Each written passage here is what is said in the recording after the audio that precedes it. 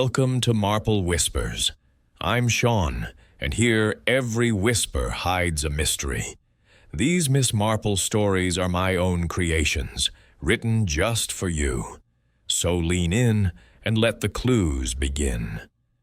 Picture a winter dusk, the 450 from Paddington rattling through the countryside, when Mrs. McGillicuddy glimpses a chilling sight. A woman strangled in a passing train's compartment, her body vanishing into the night.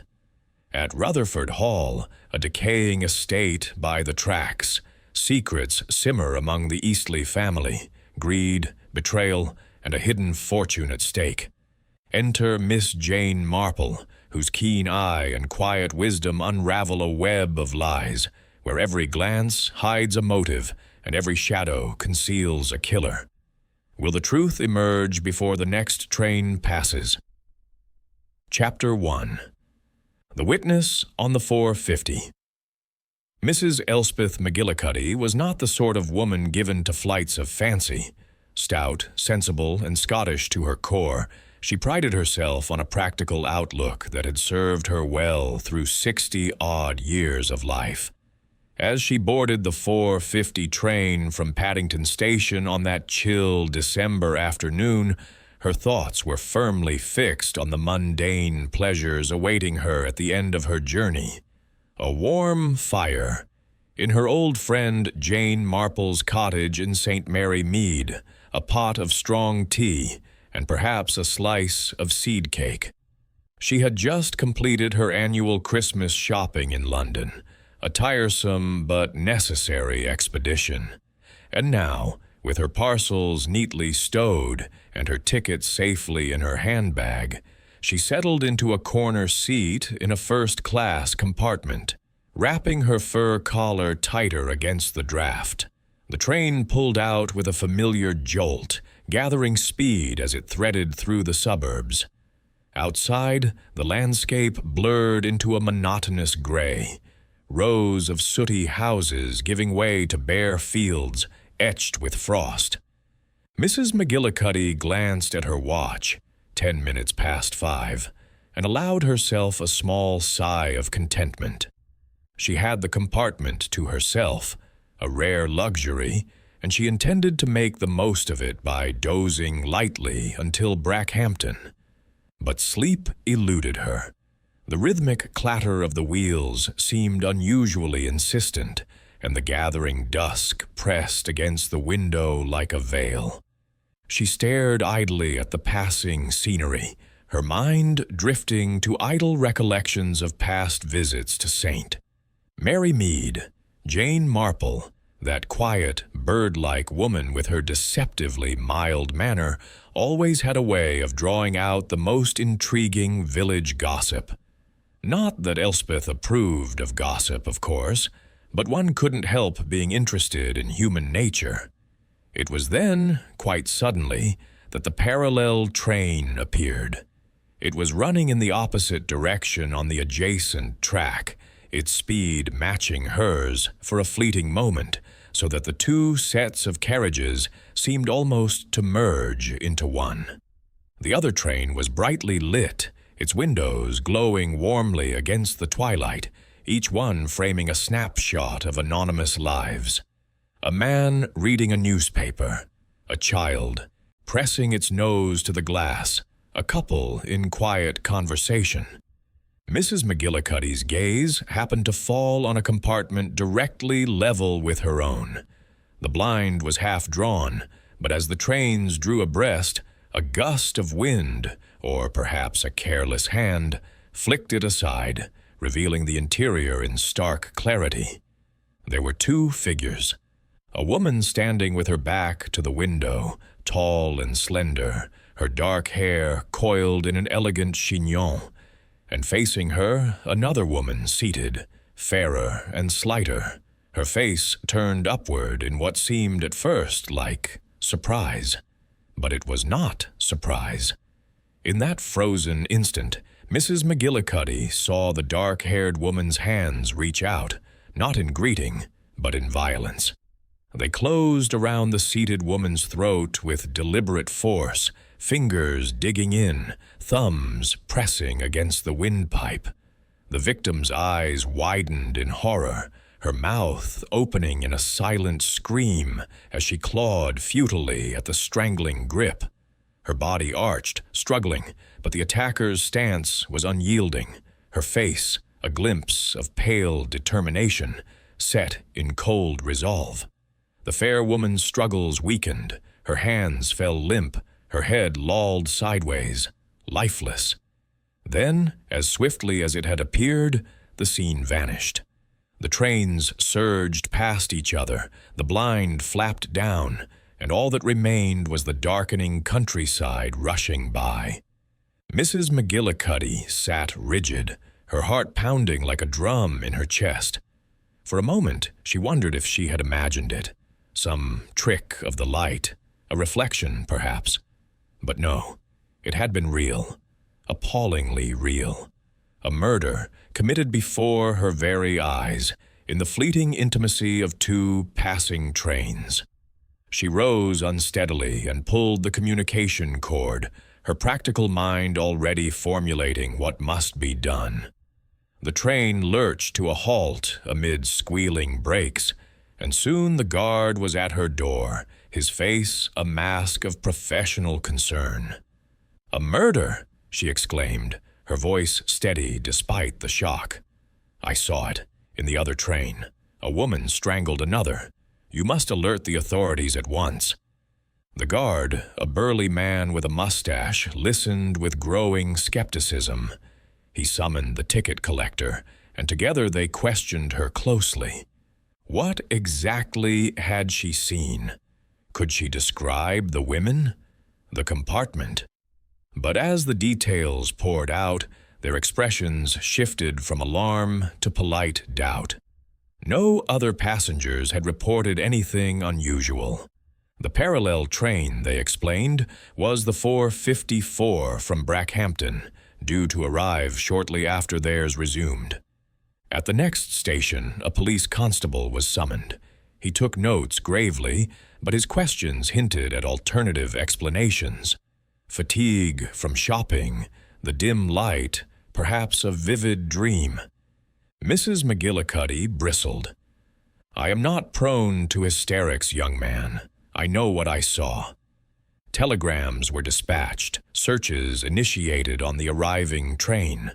But by the time Mrs. McGillicuddy's own journey resumed, word came back. No body, no signs of struggle, no missing passenger reported.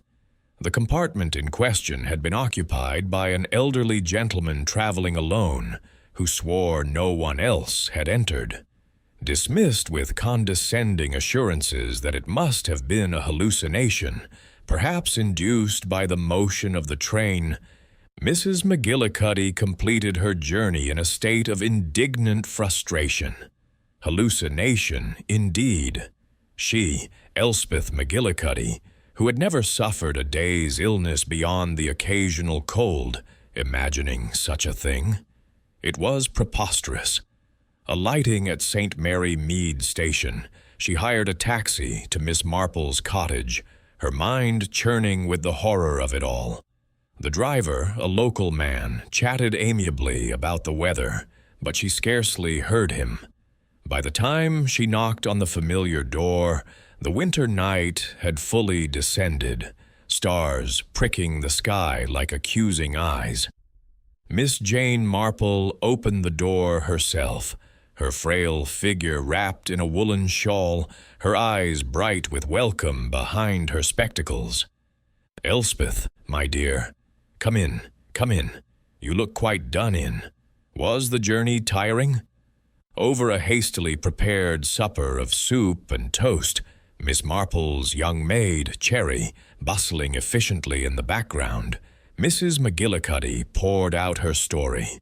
The words came in a rush, the parallel train, the lifted blind, the merciless hands, the limp body. "And they wouldn't believe me, Jane. Said it was all in my head, but I saw it as clearly as I see you now." Miss Marple listened without interruption, her knitting needles clicking softly in her lap. A cardigan for the vicar's wife, she explained absently. Her face, lined with age but keen as a bird's, showed no trace of disbelief. When Elspeth finished, there was a thoughtful silence. "My dear Elspeth," Miss Marple said at last, setting aside her knitting, "I believe you entirely. You are not the woman to invent such a tale, and human nature, as I have observed it in this quiet village, is capable of far darker deeds than one might imagine. A murder on a train, how very bold, and yet how clever, if the body could be disposed of quickly. But what became of it?" Mrs. McGillicuddy demanded. "They searched the train. Nothing." Miss Marple's eyes twinkled faintly. "Ah, but trains move, my dear, and bodies can be removed. We must think where that other train was bound and what opportunities it offered. Brackhampton Way, you say? There's an estate there. Rutherford Hall, I believe. Old Josiah Eastley's place. The line runs close by their grounds." She poured more tea, her movements deliberate. "Rest now, Elspeth. Tomorrow we shall see what can be done. I have a friend in the police, Inspector Craddock, a most capable man, though sometimes a trifle slow to appreciate the insights of an old woman like myself." As Mrs. McGillicuddy retired to the spare room, her mind somewhat eased by her friend's calm assurance, Miss Marple sat by the fire, staring into the flames. Murder, she reflected, was often a matter of motive, money, jealousy, fear, and in a family like the Eastleys, with their tangled fortunes and secrets, motives were seldom in short supply. Chapter 2. The Estate by the Tracks. The morning after Mrs. McGillicuddy's arrival dawned crisp and clear over St. Mary Mead, with a light frost silvering the hedgerows and a pale sun struggling through the mist. Miss Jane Marple, ever an early riser, had already breakfasted on tea and toast by the time her friend descended the stairs, looking somewhat restored, but still bearing the shadows of her ordeal in the faint lines around her eyes. "Good morning, Elspeth," Miss Marple greeted her warmly, gesturing to the chintz-covered armchair by the fire. "I trust you slept well. Cherry has prepared eggs and bacon. Nothing like a hearty breakfast to steady the nerves after such a shock." Mrs. McGillicuddy nodded gratefully as she took her seat. "Better than I expected, Jane, but that dreadful scene keeps replaying in my mind. Do you really think something can be done? The police seemed so dismissive." Miss Marple poured the tea with her usual precision, her blue eyes thoughtful behind her spectacles. "Oh, yes, my dear. The police are excellent in their way, methodical, thorough, but they sometimes overlook the subtleties of human behavior. A body doesn't simply vanish. It must be hidden or disposed of, and that requires opportunity. Now, let us consider the route of that train. It passes through Brackhampton, does it not? And just beyond the town lies Rutherford Hall, the Eastley estate. The railway skirts the very edge of their grounds, an embankment, I believe, with woods and outbuildings nearby, ideal for, well, one hesitates to say, but for concealing something one wishes not to be found. Rutherford Hall? Mrs. McGillicuddy frowned, stirring her tea. The name rings a bell. Old Josiah Eastley made his fortune in shipping during the war, didn't he? I seem to recall reading about his family in the papers years ago. A daughter and sons, I think. Precisely, Miss Marple replied, a faint smile touching her lips. Josiah Eastley is a widower now, in his 80s, with a heart condition that keeps him largely confined to the house. His daughter Emma looks after him. A sensible woman, from what I've heard, though perhaps a trifle overshadowed by her brothers. Harold is the eldest son, a financier in the city, always scheming about investments. Then there's Brian, the younger one, a war hero, flew Spitfires, but peacetime hasn't suited him. He married a foreign lady, Elena, quite elegant by all accounts, and they have a boy, Alexander, about 10 years old. The family fortunes have dwindled somewhat. Taxes, you know, and poor management. But there's still money there, and where there's money, Elspeth, there are often motives. Mrs. McGillicuddy set down her cup with a clink. You think the murder might be connected to them? But how? I didn't recognize the women on the train. Connections are not always obvious at first, Miss Marple said mildly. But the proximity of the estate to the railway is suggestive. A body could be thrown from a slowing train onto the embankment and retrieved later under cover of darkness. We need eyes and ears inside that household, someone observant, discreet, and capable of blending in. And who might that be? Mrs. McGillicuddy asked, intrigued despite herself. Miss Marple's eyes twinkled. I have just the person in mind, Lucy Islesborough, a remarkable young woman. She trained as a mathematician at Oxford, but prefers domestic work. Says it leaves her mind free for thinking. She's in great demand among the county set for her efficiency. I'll wire her at once. If anyone can uncover secrets at Rutherford Hall, it's Lucy. By midday, the telegram had been sent, and Miss Marple turned her attention to Inspector Craddock, whom she knew from previous cases. A telephone call to Scotland Yard elicited a promise of a visit the following day. Though I must say, Miss Marple, the inspector's voice crackled over the line. It sounds like a tall tale. No body, no evidence. Perhaps Mrs. McGillicuddy dozed off and dreamed it. Nonsense, Inspector, Miss Marple replied firmly. Elspeth is as reliable as the Bank of England. Do come down. We shall discuss it properly. As the afternoon wore on, Miss Marple busied herself in her garden, clipping faded roses and reflecting on the Eastleys. She had gleaned much from village gossip over the years, St. Mary Mead being a microcosm of the world, as she often observed. Josiah Eastley had been a shrewd businessman, amassing wealth through wartime contracts, but his later years were marred by family discord. Harold's financial ventures had soured, Brian's aimless pursuits drained the coffers, and Emma bore the brunt of caregiving. Elena, the continental wife, added an exotic flavor, rumors of her Parisian background, perhaps not entirely respectable. And the boy, Alexander, bright, they said, but spoiled. It was evening when Lucy Islesborough's reply arrived. Available immediately. Arriving Brackhampton tomorrow. Instructions? Miss Marple smiled to herself. Efficiency personified. Rutherford Hall stood on the outskirts of Brackhampton, a rambling Victorian pile of red brick and gables set amid acres of parkland that had once been meticulously groomed but now showed signs of neglect. Overgrown shrubberies, weed-choked paths, and a tennis court cracked with disuse.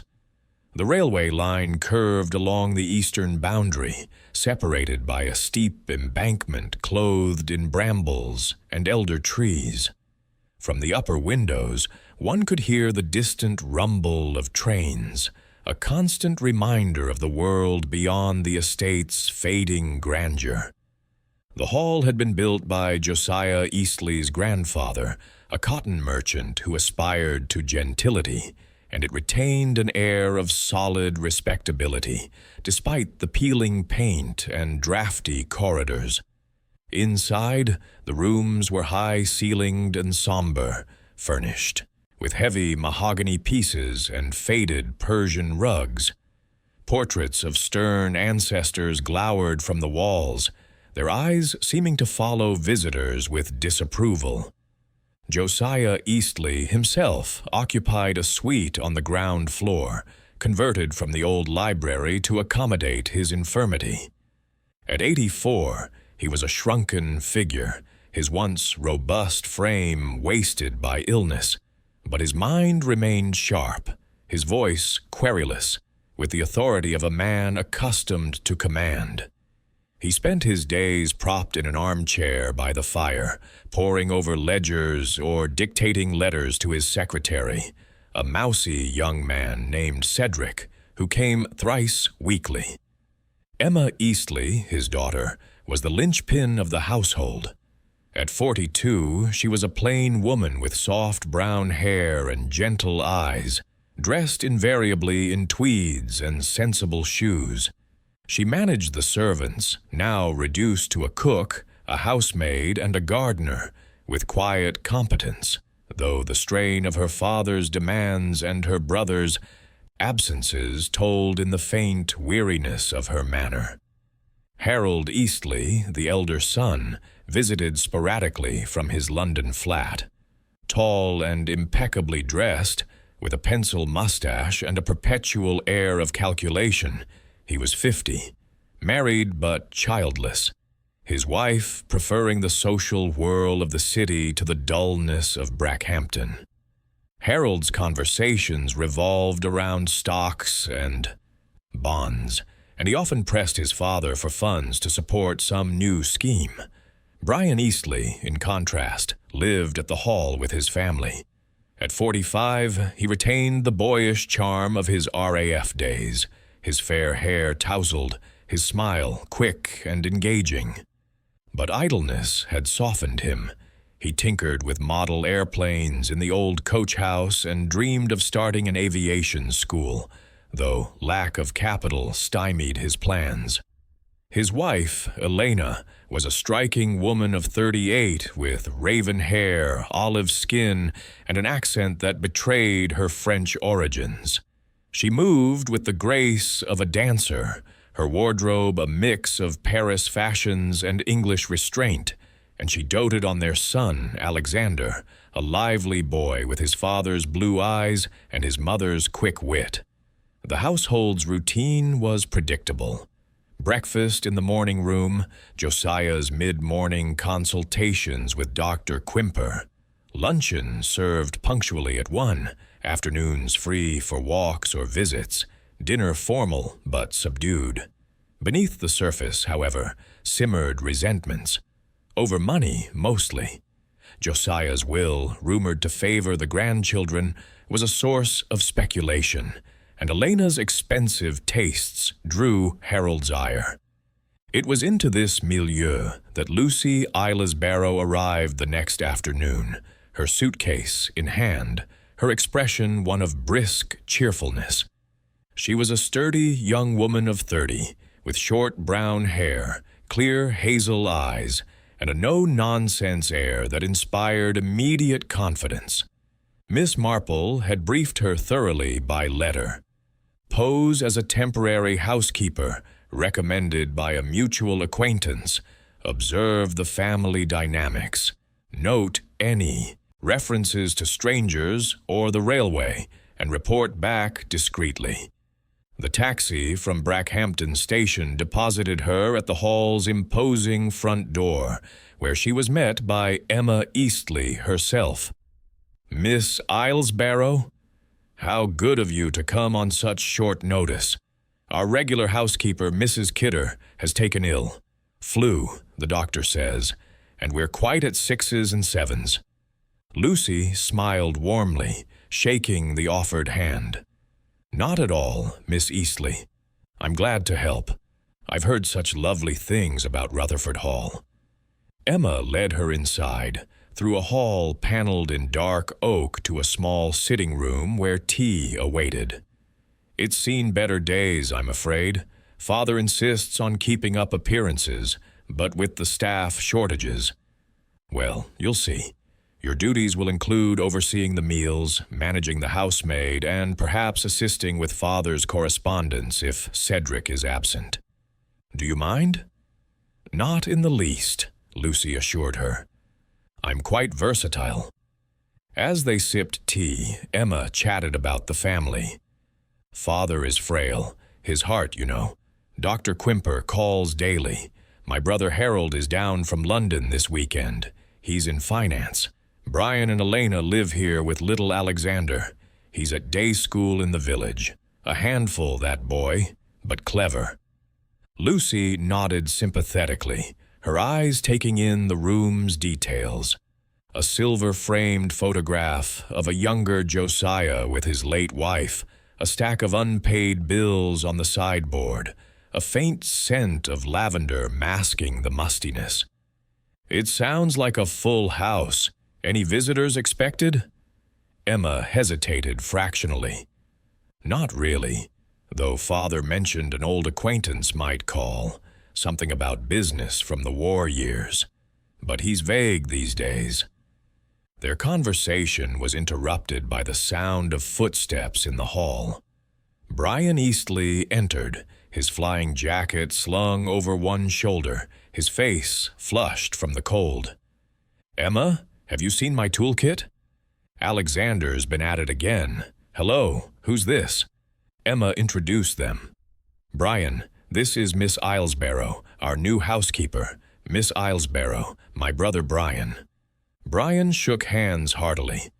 "Jolly good. We need someone with energy around here. Place is falling apart, literally. Just fixed a leak in the stable roof. Rain's been pouring in." "The stables?" Lucy inquired innocently. "Do you keep horses?" "Not anymore," Brian laughed. "Just junk now. Old carriages, hay bales from the war. Alexander uses it as a fort. Speaking of which, where's the rascal?" "Out with James from the farm," Emma said. "They'll be back for tea." Brian excused himself, and Emma showed Lucy to her room, a pleasant chamber on the second floor overlooking the grounds. "Dinner at 7, Emma instructed. "Father likes punctuality."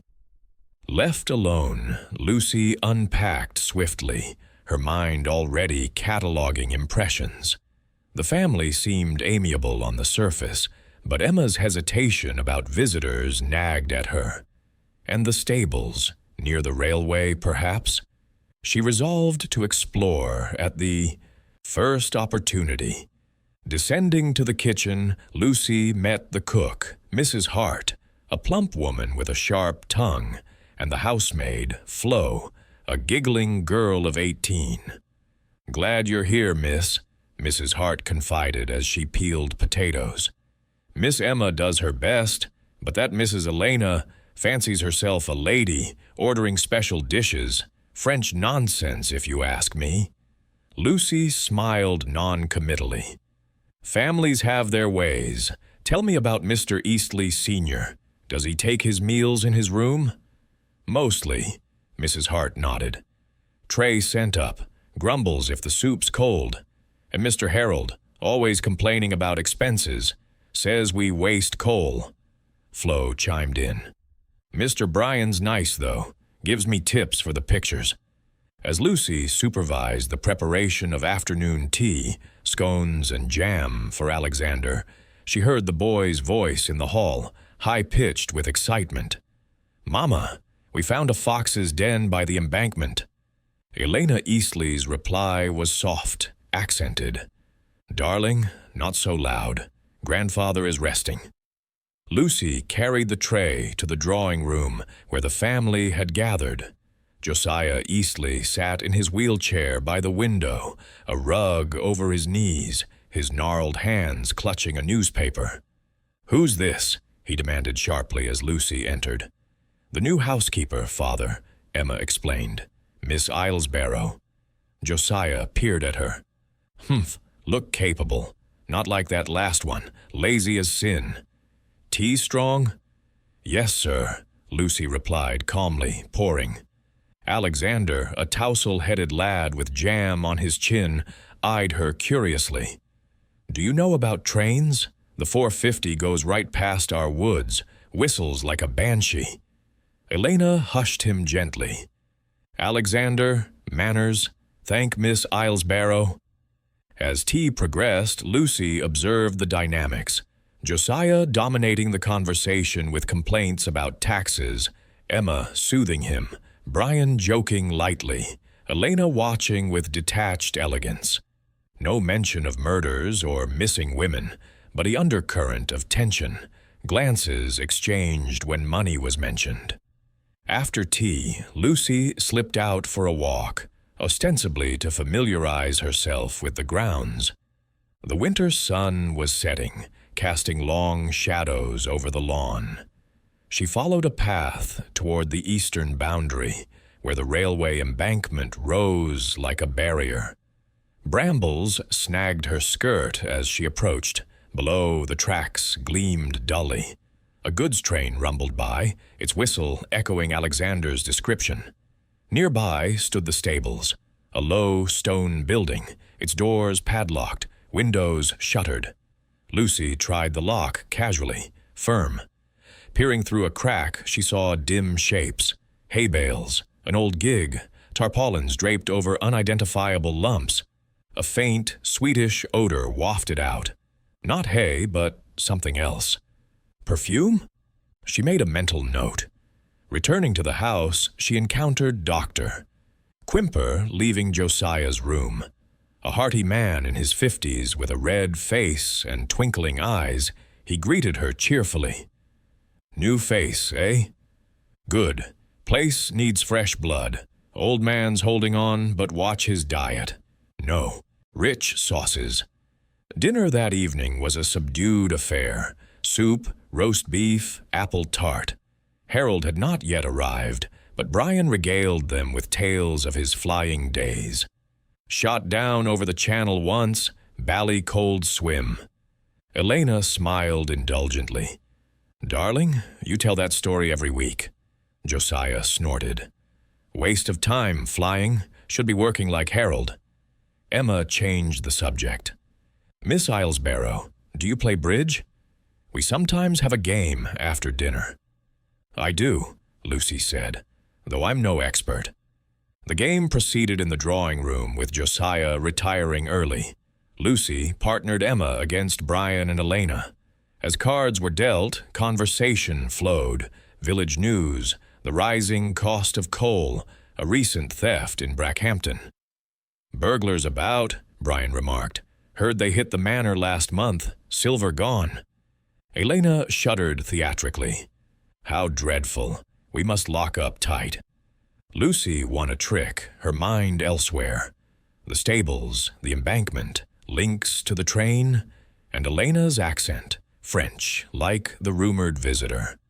As the evening drew to a close, Lucy retired to her room, composing a letter to Miss Marple. Household welcoming. Tensions over finances evident. Stables near tracks warrant investigation. No overt suspicions yet. Downstairs, in the quiet house, Emma Eastley sat by the dying fire, her thoughts troubled. A letter had arrived that morning, from France, postmarked Paris. She had hidden it, unread, fearing its contents. Claims on the estate? Secrets from father's past? She sighed, wishing for peace. Unbeknownst to her, in the stable's shadows, something lay concealed, waiting for discovery. The next day brought Harold Eastley's arrival. He swept in at lunchtime, his Jaguar crunching on the gravel, his briefcase bulging with papers. "Father, Emma, traffic was beastly." Harold was the image of prosperity, tailored suit, gold cufflinks, a hint of pomade in his hair. But his eyes were sharp, assessing. Over luncheon, cold ham and salad, he launched into business. "Father, I've a proposition. South American bonds, safe as houses, yield 10%. Josiah waved him off. "Gambling boy, stick to gilts." Brian chuckled. Harold's always got a scheme. Elena, serving coffee, smiled thinly. "Perhaps we need schemes. The roof leaks, the garden's overgrown." Harold shot her a look. "Extravagance doesn't help. Those Paris dresses—" "Enough," Josiah barked. "Family squabbles give me indigestion."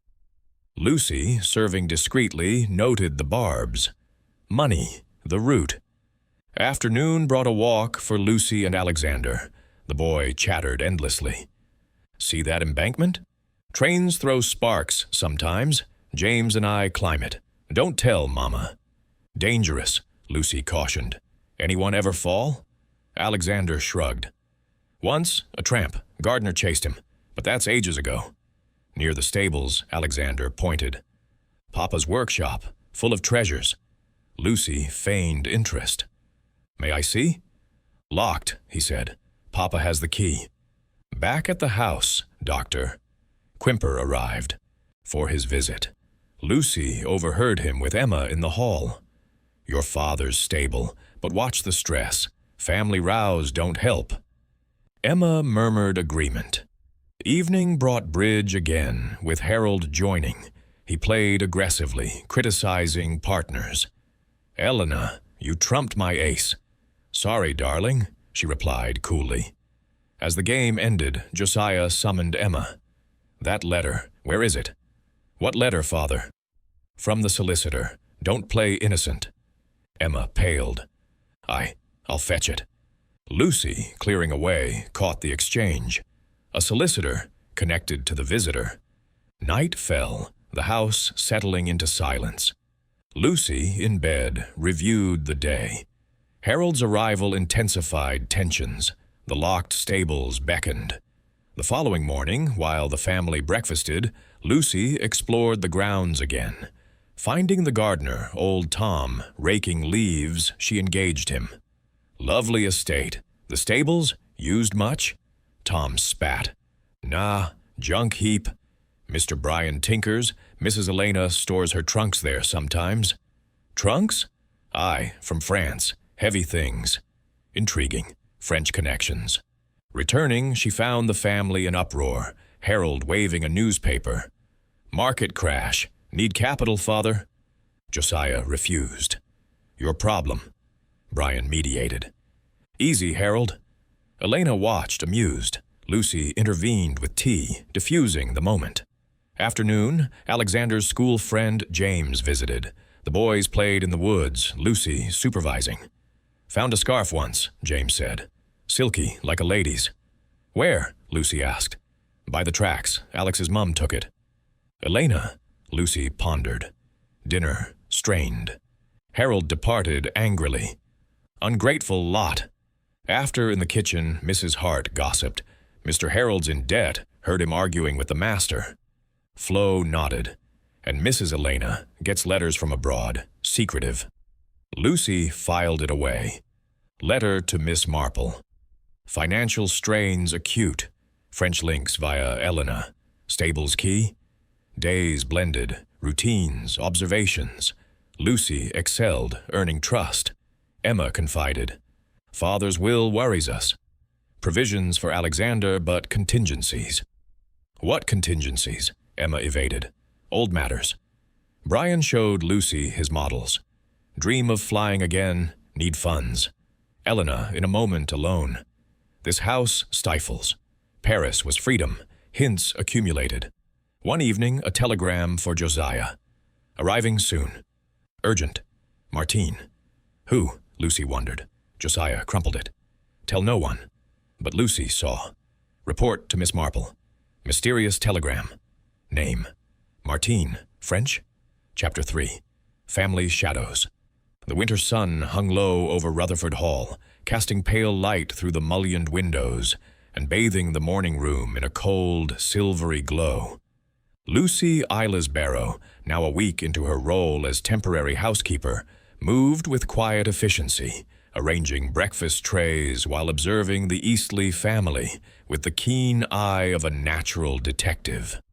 The household, she had quickly learned, was a microcosm of suppressed tensions, where polite conversation masked deeper currents of ambition, resentment, and secrecy. Each member played their part in the daily routine, but beneath the surface, Lucy sensed a web of motives waiting to be untangled. Breakfast was served promptly at 8, with Josiah Eastley presiding at the head of the table, his thin hands gripping the arms of his high-backed chair like a monarch clinging to a fading throne. His voice, though weakened by age, carried the weight of authority, as he complained about the porridge. "Too thin, Emma. Tell that cook to mind her oats." Emma Eastley, seated to his right, offered a placating smile. "I'll speak to Mrs. Hart, Father. Perhaps more cream tomorrow?" Her tone was gentle, but Lucy noted the faint strain in her eyes, a sign of the burden she carried as the family's peacemaker. Brian Eastley lounged opposite, his fair hair catching the light as he buttered toast with a casual air. "Leave it, Emma. Father's just grumpy because Harold's coming down again. Another lecture on investments, I'll wager." He grinned, but there was an edge to his jest, a hint of sibling rivalry that Lucy tucked away for consideration. Elena Eastley, poised at the far end, sipped her coffee with deliberate grace. Her dark silk dress, tailored to accentuate her slender figure, spoke of Parisian elegance, and her jet-black hair was swept into a flawless chignon. She said little, her almond-shaped eyes flicking between her husband and son. Alexander, who was devouring bacon with the enthusiasm of youth. "Alexander, darling," she murmured, her accent soft but distinct. "Do eat more slowly. You'll choke." The boy, 10 years old and brimming with energy, rolled his eyes but obeyed, shooting Lucy a conspiratorial grin as she refilled his milk. "Miss Lucy, did you ever ride a train at night? It's like an adventure, lights flashing, whistles screaming." Lucy smiled, setting down the jug. "I have, Master Alexander. Quite thrilling. Do you watch the trains from the grounds?" "Oh, yes. Me and James climb the embankment sometimes. You can see the 450 come roaring by." His enthusiasm was infectious, but Elena's hand tightened briefly on her cup, a gesture Lucy noted. Josiah snorted. "Trains, noisy contraptions. In my day we traveled by carriage, properly." He turned to Lucy, his sharp gaze assessing. "You girl, you're efficient, not like that last one, sneaking sherry from the pantry." "Thank you, sir." Lucy replied demurely, retreating to the sideboard to fetch more toast. Her role afforded her a unique vantage point, present but unobtrusive, privy to the family's unguarded moments. Already she had catalogued their habits, Josiah's insistence on routine, Emma's quiet competence, Brian's restless charm, Elena's calculated poise, and Alexander's innocent chatter, which often revealed more than the adults intended. As breakfast ended, Emma rose to clear the plates, but Lucy intervened. "I'll manage, Miss Eastley. You've enough to do." Emma's grateful nod confirmed Lucy's suspicion. The daughter bore the household's weight alone. Outside, the frost had melted, leaving the lawns damp and glistening. Lucy, with an hour before luncheon preparations, decided to explore further. Miss Marple's instructions echoed in her mind. Look for anything amiss, strangers, financial disputes, or connections to the railway. The mysterious telegram mentioning Martine lingered in her thoughts, as did the locked stables and the faint, sweet scent she had detected there. She donned her coat and slipped out, following the path toward the eastern boundary where the railway embankment loomed. The air was sharp, carrying the distant clatter of a passing train. The embankment was steep, its slopes tangled with brambles and dead nettles, but a narrow track suggested recent use. Poachers, perhaps, or someone with a purpose less innocent. Lucy scanned the ground for clues, a cigarette end, a scrap of cloth, anything out of place. Nothing caught her eye, but the proximity of the tracks to the estate felt significant.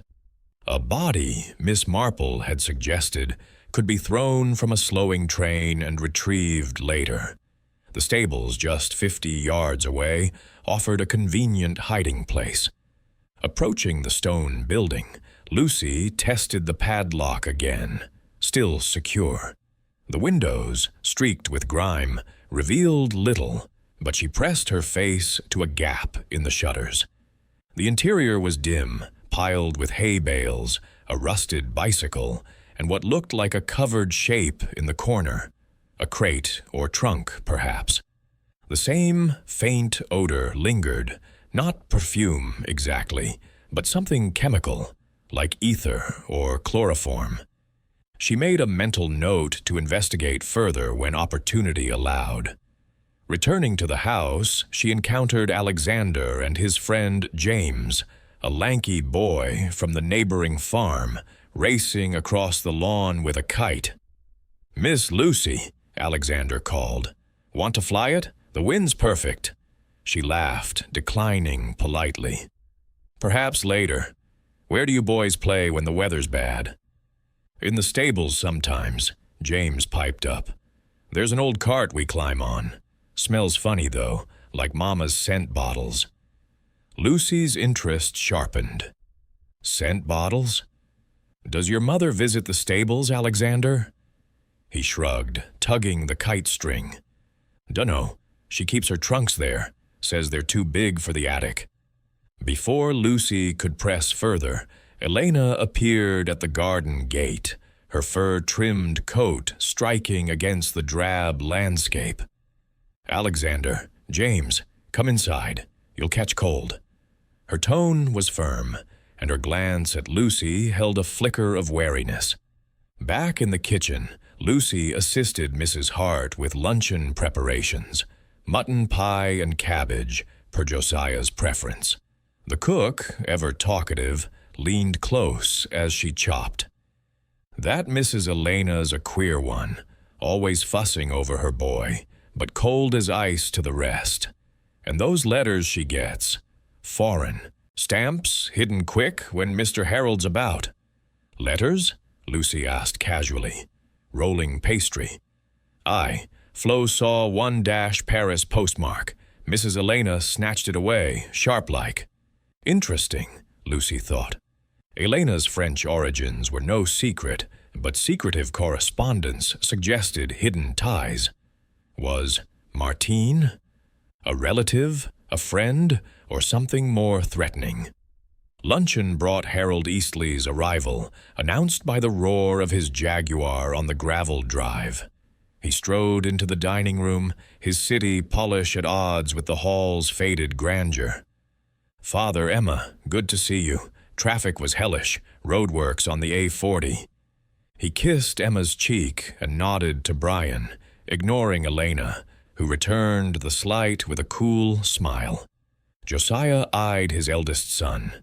"Here to badger me again, Harold? More of your schemes?" Harold's smile was tight.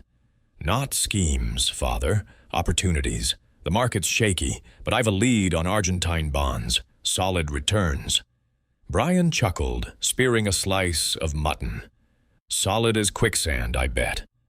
"Enough," Josiah snapped. "I'll hear no more of it. My will's set. Provision for Alexander, contingencies for the rest. No squandering." Elena's fork paused midair, her expression unreadable. Lucy, serving water, caught the glance she exchanged with Brian. A silent communication. Contingencies. The word echoed the telegram's urgency. After luncheon, Harold retired to the study with Josiah, their voices rising behind closed doors. "Father, you must trust me." Harold's tone was insistent. Josiah's reply was inaudible, but sharp. Emma, clearing the table with Lucy, sighed. "Harold means well, but he's always pushing. Father's health can't take it." Lucy nodded sympathetically. "Families are complicated. Does Mr. Eastley often mention his will?" Emma hesitated. "More lately. He's preoccupied. Says there are old debts to settle from the war years. I don't ask. He gets cross." Lucy filed this away, her mind turning to the telegram. Old debts, a French name. Links to Elena, perhaps? Afternoon brought a visit from Dr. Quimper, whose jovial manner filled the house with a fleeting warmth. He examined Josiah in the study, emerging with a prescription and a grin. "Old man's tough as boots, Miss Islesborough, but keep him calm, no shocks." As he left, Lucy overheard him with Emma in the hall. "Your brother Harold's here again, stirring the pot, I wager." Emma's laugh was strained. Always. Lucy's duties kept her busy, supervising Flo, checking the linen, planning dinner, but her thoughts were on the stables. Alexander's mention of his mother's trunks and James's comment about the scent nagged at her. Could the odor be connected to the murder Mrs. McGillicuddy witnessed? A body hidden among Elena's belongings? She seized a chance before dinner, when the family was occupied with a radio broadcast. Some political speech, Josiah insisted on hearing. Slipping out, she approached the stables with a flashlight borrowed from the pantry. The padlock held firm, but a loose board at the rear gave slightly under pressure. She squeezed through, the beam revealing a cluttered interior. Hay bales stacked haphazardly, a broken harness, and several trunks monogrammed with E.E. Elena Eastley. Kneeling, Lucy examined one trunk. It was locked, but the chemical scent was stronger here, mingling with dust. She lifted a corner of a tarpaulin nearby, revealing nothing but straw. Disappointed, she retreated, careful to replace the board. Dinner was a formal affair, cream of celery soup, roast pheasant, and treacle pudding. Harold dominated, pressing Josiah about the estate. "Taxes are crippling us, father. Sell the back fields. Developers keen." Josiah's face reddened. "Sell my land? Over my dead body." Brian intervened, his tone light. "Easy, Harold. Plenty of time to argue when father's gone." Elena's laugh was sharp. "Such tact, darling." Alexander, excused early, whispered to Lucy as he left. "Found something odd today. Near the tracks. A button, shiny, like from a lady's coat." "Where is it?" Lucy asked softly. "Lost it," he admitted, "but it was by the embankment, where the grass is flat." Flattened grass? Recent activity? Lucy's pulse quickened. After dinner, the family dispersed. Josiah to bed, Harold to the telephone, Brian and Elena to the drawing room. Emma lingered, helping Lucy clear. "You're a godsend, Miss Islesborough. I don't know how we managed before." "Happy to help," Lucy replied. "Miss Eastley, does Mrs. Elena often walk the grounds?" Emma frowned slightly. "Not really. She prefers the house, says the country bores her." "Why?" "Just curious," Lucy said lightly. "Alexander mentioned her trunks in the stables." "Oh, those. Old clothes, I think. She brought them from France when she married Brian." Lucy nodded, but her mind raced. Trunks, a button, a scent, pieces of a puzzle. Later in her room, she wrote to Miss Marple. "Family tensions escalate with Harold's arrival. Will disputes frequent. Elena's French connections suspect. Trunks in stables. Odd smell. Alexander found a button near tracks. Investigating further." The house settled into silence, but Lucy lay awake, her thoughts circling. The railway, so close, offered a perfect stage for a crime. Fleeting, public, yet private. Elena's poise, her guarded glances, suggested knowledge. But of what? The next morning brought a surprise. A letter for Josiah, delivered by hand, its envelope marked confidential. Lucy, dusting the hall, saw Emma slip it into her pocket, her face pale. Chapter 4. The search begins. The air at Rutherford Hall carried a restless edge as the second week of Lucy Islesborough's tenure began, the sky heavy with the promise of rain.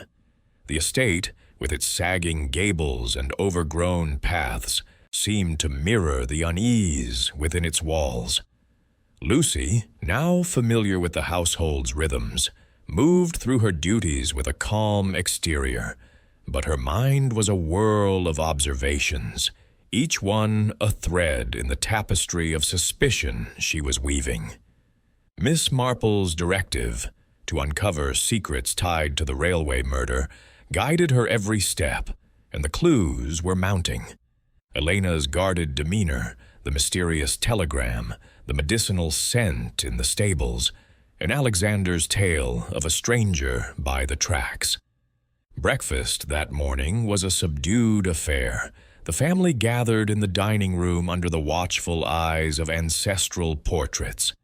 Josiah Eastley, propped in his high-backed chair, picked at his kedgeree with a scowl. "This fish is off," he grumbled, pushing the plate away. "Can't anyone in this house manage a decent meal?" Emma, ever the peacemaker, signaled to Lucy to remove the offending dish. "I'll speak to Mrs. Hart, Father. Perhaps eggs tomorrow?" Her voice was steady, but Lucy noted the faint tremor in her hands, a sign of strain that had grown since the arrival of the confidential letter she had seen Emma conceal. Brian Eastley, sprawled in his chair, attempted levity. "Come now, Father. It's not so bad. You've faced worse in the war. Tinned rations, eh?" His grin faltered under Josiah's glare. Elena, elegant in a burgundy dress that seemed more suited to a London salon than a country breakfast, sipped her tea in silence. Her dark eyes flicked toward Alexander, who was scribbling train timetables in a notebook, oblivious to the tension. "Mama," he piped up, "can James and I explore the woods today? There's a hollow tree we found, perfect for a hideout." "Not today, darling," Elena replied, her accent crisp. "It's going to rain. Stay indoors." Her tone was final, and Lucy caught the briefest glance she cast toward the window, where the railway embankment was just visible through the morning mist. As Lucy cleared the table, she pondered Elena's watchfulness.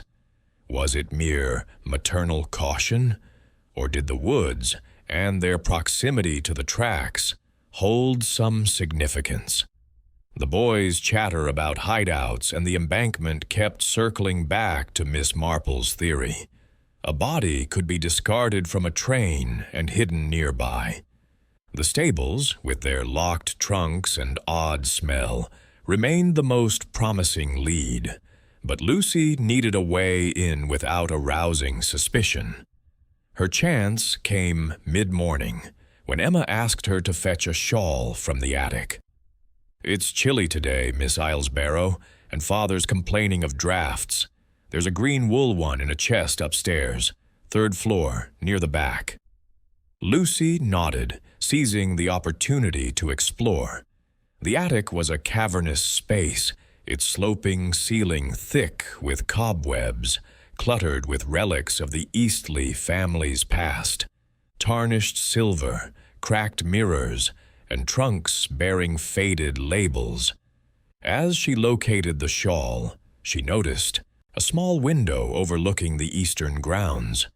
Peering out, she saw the stables clearly, their slate roof slick with dew, and beyond, the railway embankment rising like a scar across the landscape.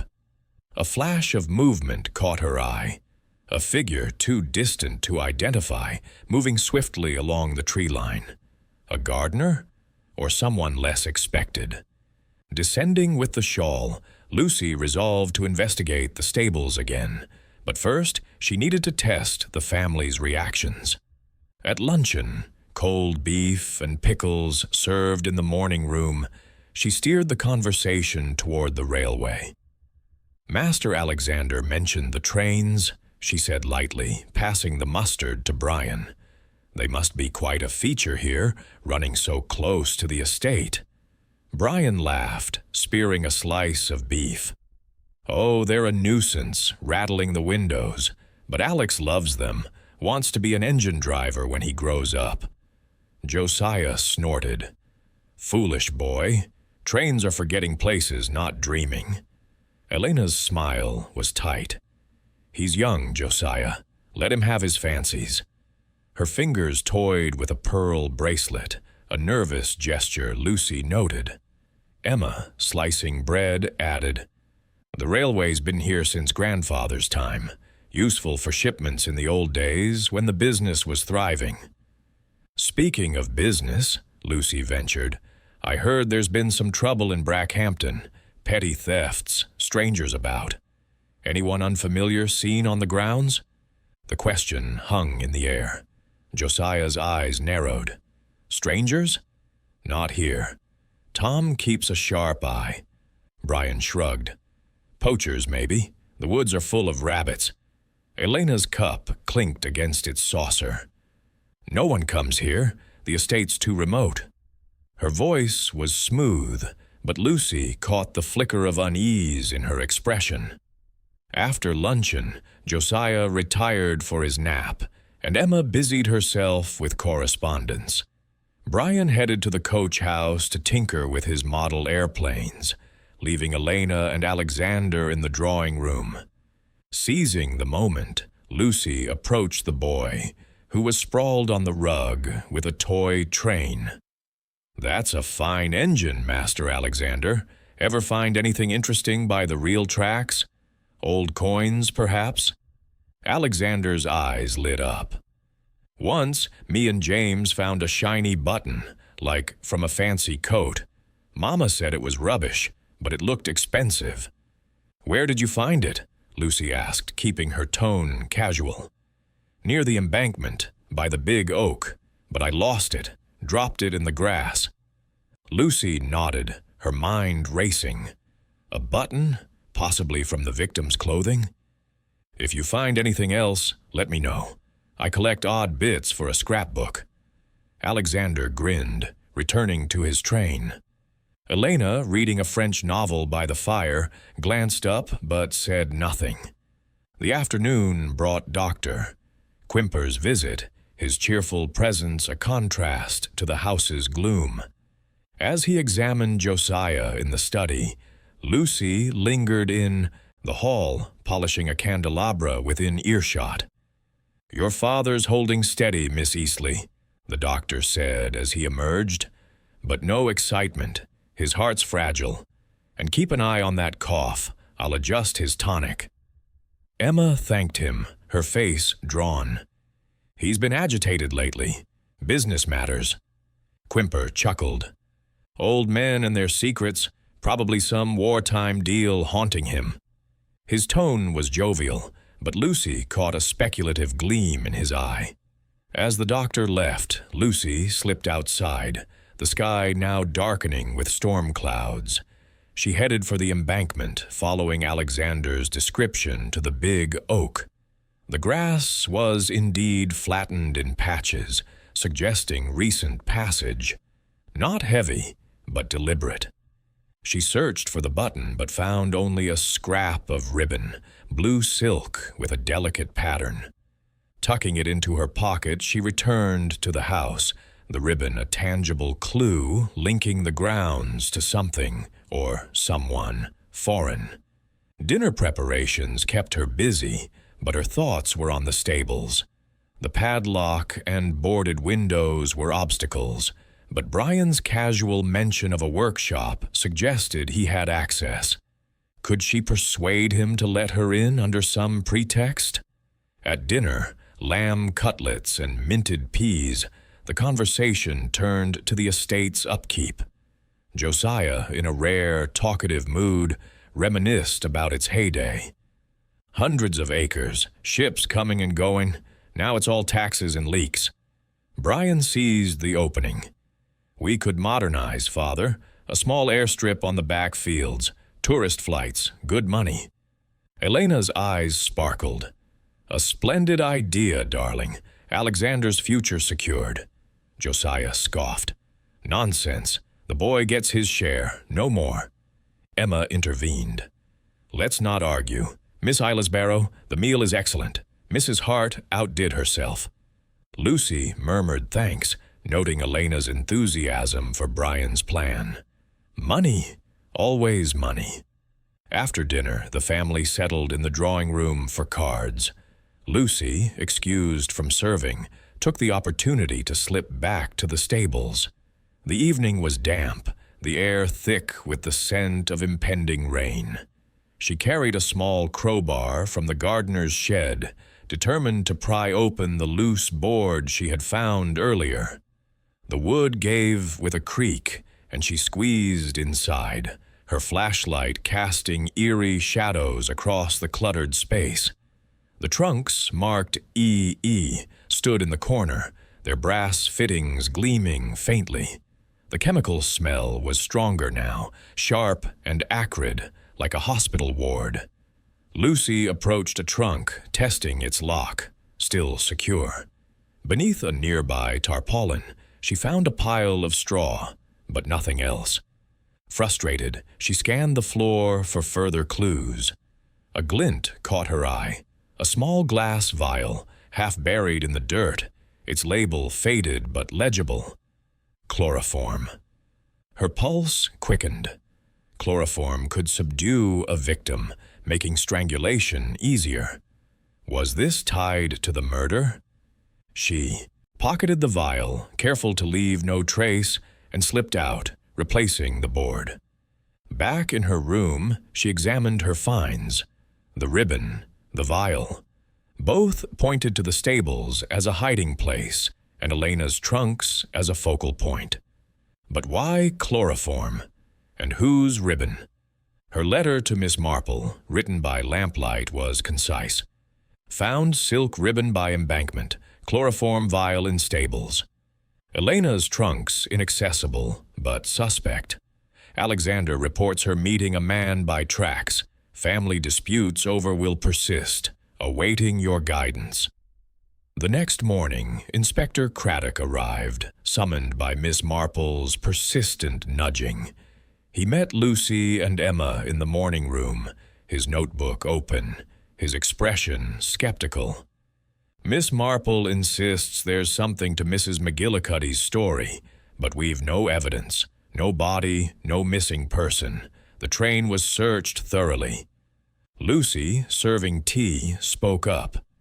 Inspector, the railway runs close to the estate. Could a body have been removed after the train slowed? Craddock frowned. Possible, but unlikely. We checked the line. No signs of disturbance. Perhaps further afield? Lucy suggested. The embankment here is secluded, with woods and outbuildings nearby. He jotted a note. We'll look again, but without a victim, it's a needle in a haystack. Emma, listening, seemed uneasy. No one's missing locally, Inspector. Surely it was a mistake. Craddock shrugged. Perhaps, but Miss Marple's rarely wrong. As he left to inspect the embankment, Lucy accompanied him, pointing out the oak and the flattened grass.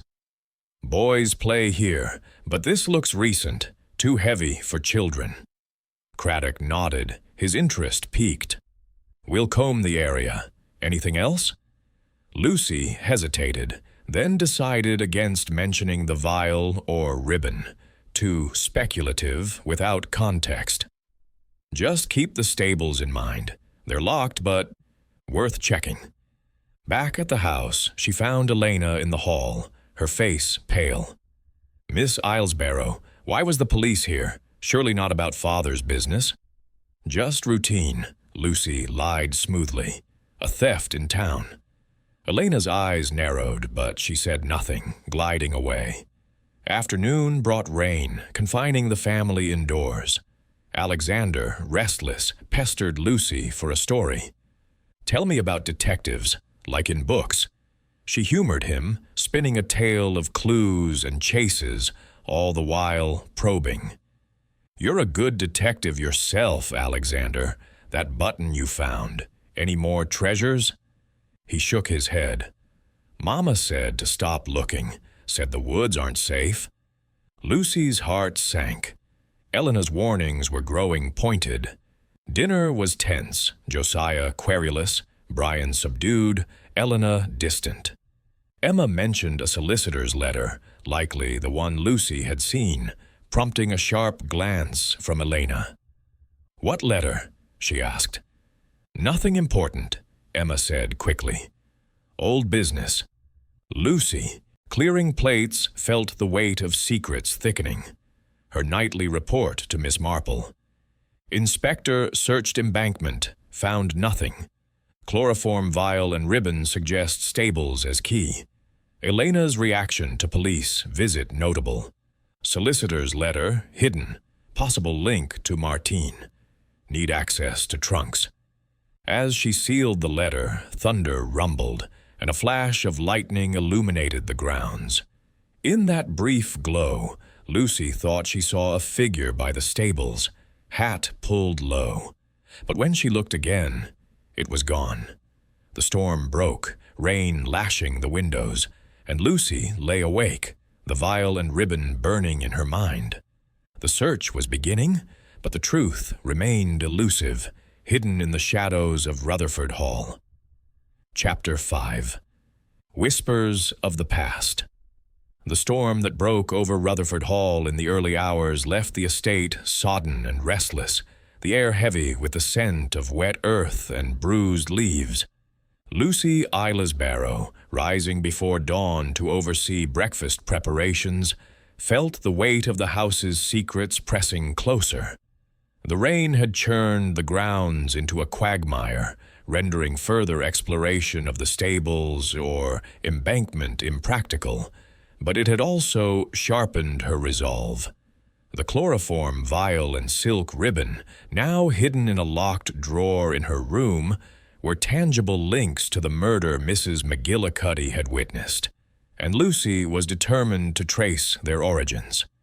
Miss Marple's latest letter, delivered discreetly by post, urged caution but persistence. Trust your instincts, Lucy.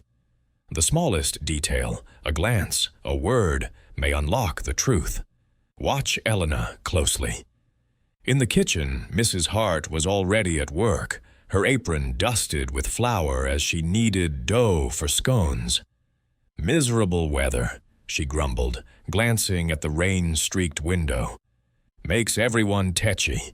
Mr. Josiah's been up half the night, coughing fit to wake the dead."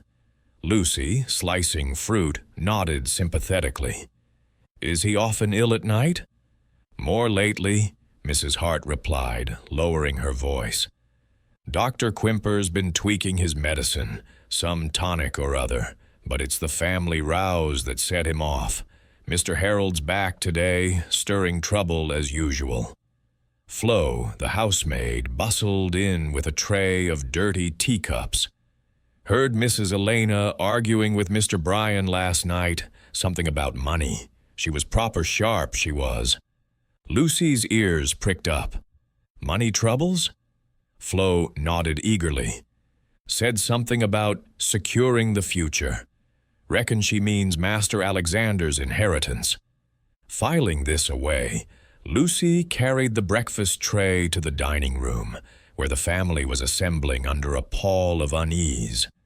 Josiah Eastley, wrapped in a tartan dressing gown, looked frailer than usual, his eyes sunken but sharp. Emma hovered solicitously, adjusting his cushion, while Brian flicked through a newspaper, his usual cheer subdued. Elena, in a navy dress with a high collar, seemed distracted, her gaze drifting to the rain-soaked windows. Alexander, oblivious to the mood, chattered about a school project on steam engines. "Enough about trains," Josiah snapped, his voice hoarse. "You'll give me a headache, boy." Elena's hand rested lightly on Alexander's shoulder. "Darling, finish your eggs. You'll be late for school." As Lucy served coffee, she steered the conversation toward the estate's history, hoping to unearth clues about the mysterious Martine from the telegram. "This house has such character, Mr. Eastley," she said brightly. "Were there ever visitors from abroad in the old days? Business partners, perhaps?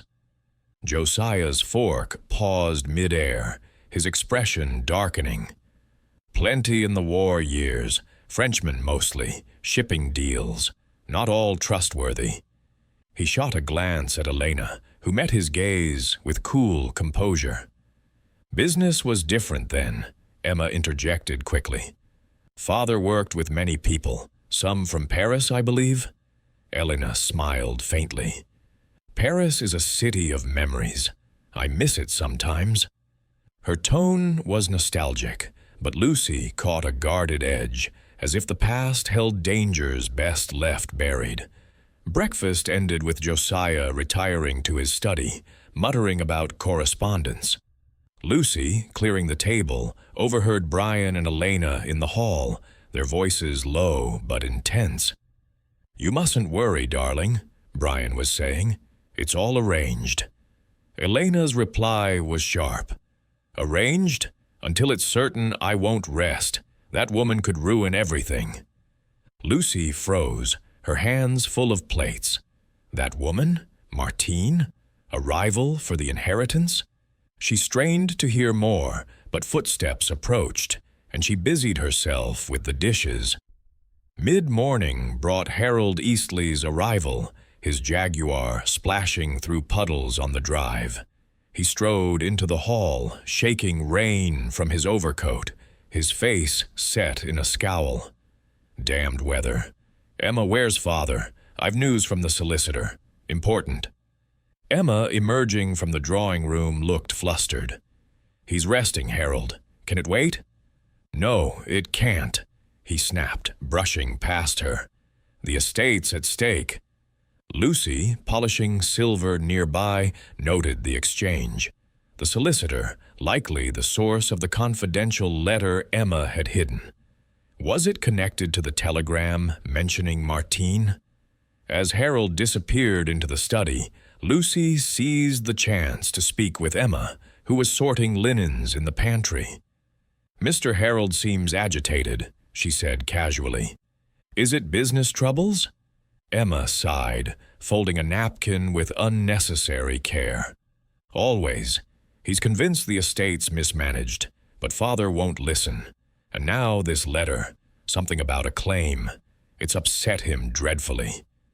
"A claim?" Lucy prompted, keeping her tone neutral. Emma hesitated, then shook her head. "Old business, I expect. Father's past is full of complications." Lucy nodded, her mind racing. A claim on the estate could explain a motive for murder, someone threatening the family's fortune. Martine, perhaps. The afternoon was consumed with household tasks, but Lucy's thoughts were on the stables. The rain had eased, leaving the grounds muddy but navigable. During a lull, she slipped out, ostensibly to check the greenhouse, but detoured to the embankment. The oak tree Alexander had mentioned stood stark against the gray sky, its roots tangled in the sodden earth. She searched the flattened grass for further clues, but found only a broken twig and a scrap of paper, waterlogged and illegible. Disappointed, she turned toward the stables, hoping to find a way inside without the crowbar, which had proven too noisy. The padlock remained secure, but the loose board at the rear gave slightly under pressure. She pushed it aside, squeezing into the dim interior. The chloroform scent hit her immediately, stronger in the damp air. The trunks marked EE stood untouched, but a new detail caught her eye. A small leather case, half hidden behind a hay bale, its clasp broken. Inside were papers, letters in French, written in a flowing hand, addressed to Elena. Lucy, fluent from her university days, scanned the topmost one. "Ma chère sœur, I must see you. The truth cannot stay buried. Martine." Her heart pounded. Sister? Martine was Elena's sister. The implications were staggering, a family secret tied to the inheritance. She slipped the letter into her pocket, intending to return it later, and retreated, careful to cover her tracks. Back at the house, Dr. Quimper arrived for his daily visit, his cheerful demeanor a stark contrast to the household's gloom. Lucy, serving tea in the drawing room, overheard him with Emma. "Your father's cough is worse. Needs rest, not arguments. What's Harold on about now?" Emma's voice was low. "Some legal matter. He won't say much." Quimper chuckled. "Family secrets, eh? Old Josiah's got plenty, I'll bet. War deals, shady partners. Heard he crossed a few Frenchmen back then." Lucy's ears pricked up. Frenchmen connected to Martine?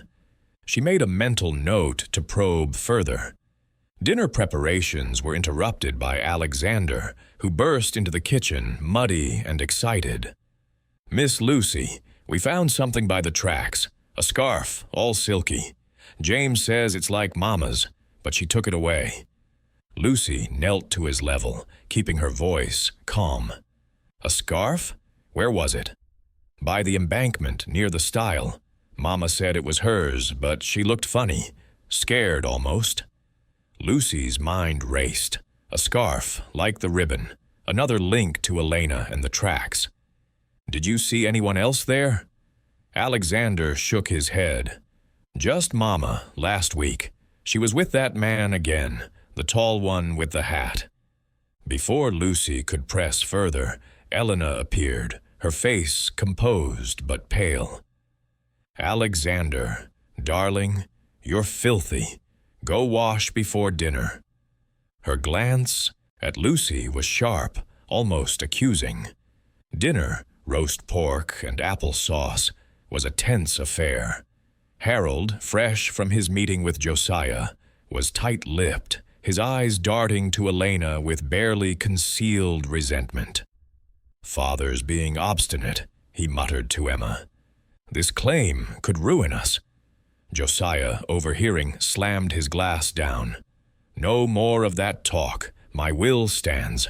Alexander's future is secure, contingencies or no." Elena's smile was brittle. "How thoughtful, Josiah. Alexander is fortunate." Brian, attempting to lighten the mood, changed the subject. "Rain stopped. Might take the boy fishing tomorrow." After dinner, the family dispersed. Josiah to his study, Harold to the telephone, Emma to her sewing. Lucy, clearing the table, caught Elena alone in the hall, adjusting her scarf.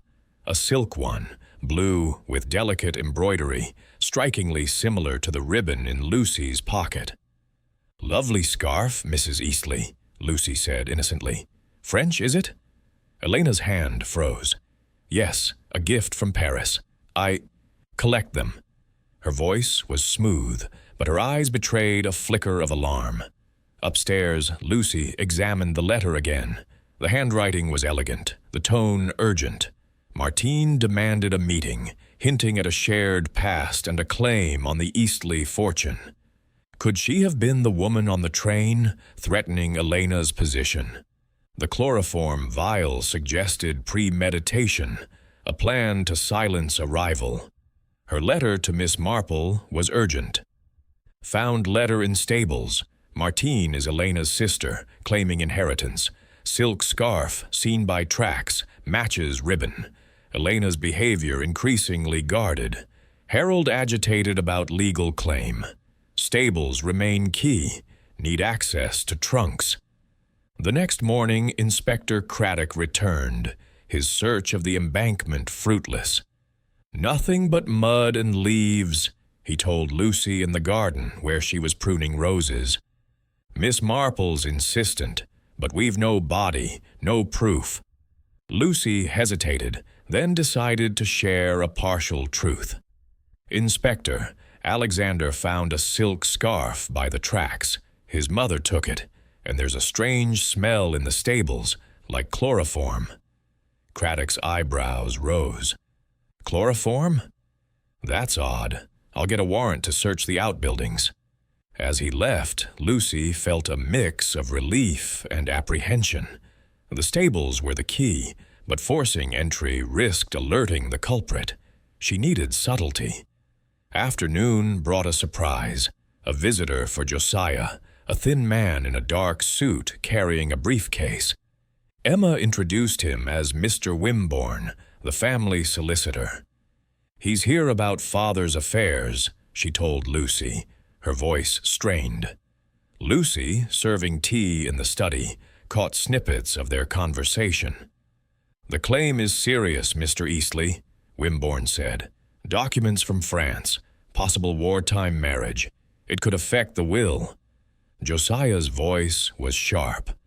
"Nonsense, no proof." Lucy's heart raced. Wartime marriage. Martine's claim? She retreated, her mind spinning. Evening brought bridge, but the game was tense, Harold's temper fraying. "You're careless, Elena," he snapped when she misplayed a card. "Perhaps I'm distracted," she retorted, her eyes cold. Lucy, observing, noted Brian's discomfort. Did he know of Martine? Was he complicit? As the night deepened, Lucy lay awake, the letter and vial burning in her thoughts. The storm had passed, but another was brewing, within the family. Martine's shadow loomed large, and Lucy felt the truth drawing closer, hidden in the whispers of the past. Chapter 6. The Doctor's Visit. The rain-soaked grounds of Rutherford Hall glistened under a weak morning sun, the air sharp with the scent of damp grass and pine. Lucy Islesborough, now firmly entrenched in the household's routines, felt the threads of the mystery tightening around her. The chloroform vial, the silk ribbon, and the letter from Martine, Elena's sister, pointed to a dark secret tied to the railway murder. Miss Marple's latest missive, slipped into Lucy's hand by the postman with a knowing nod, urged her to focus on the family's past. "Old grievances fester, my dear. Look for connections to France, and beware of those who seem too charming." Lucy tucked the letter away, her mind already mapping the day's opportunities to probe deeper. Breakfast in the dining room was a somber affair, the clink of cutlery against china, the only sound breaking the silence. Josiah Eastley, his face ashen after another restless night, sipped weak tea, his eyes darting suspiciously between his children. Emma, ever attentive, adjusted his shawl, her movements betraying a quiet anxiety. Brian, unusually subdued, avoided his father's gaze, while Elena, radiant in a green velvet dress, maintained her poised detachment, her fingers tracing the rim of her cup. Alexander, excused from the table early to prepare for school, had left a trail of crumbs and a half-finished drawing of a locomotive.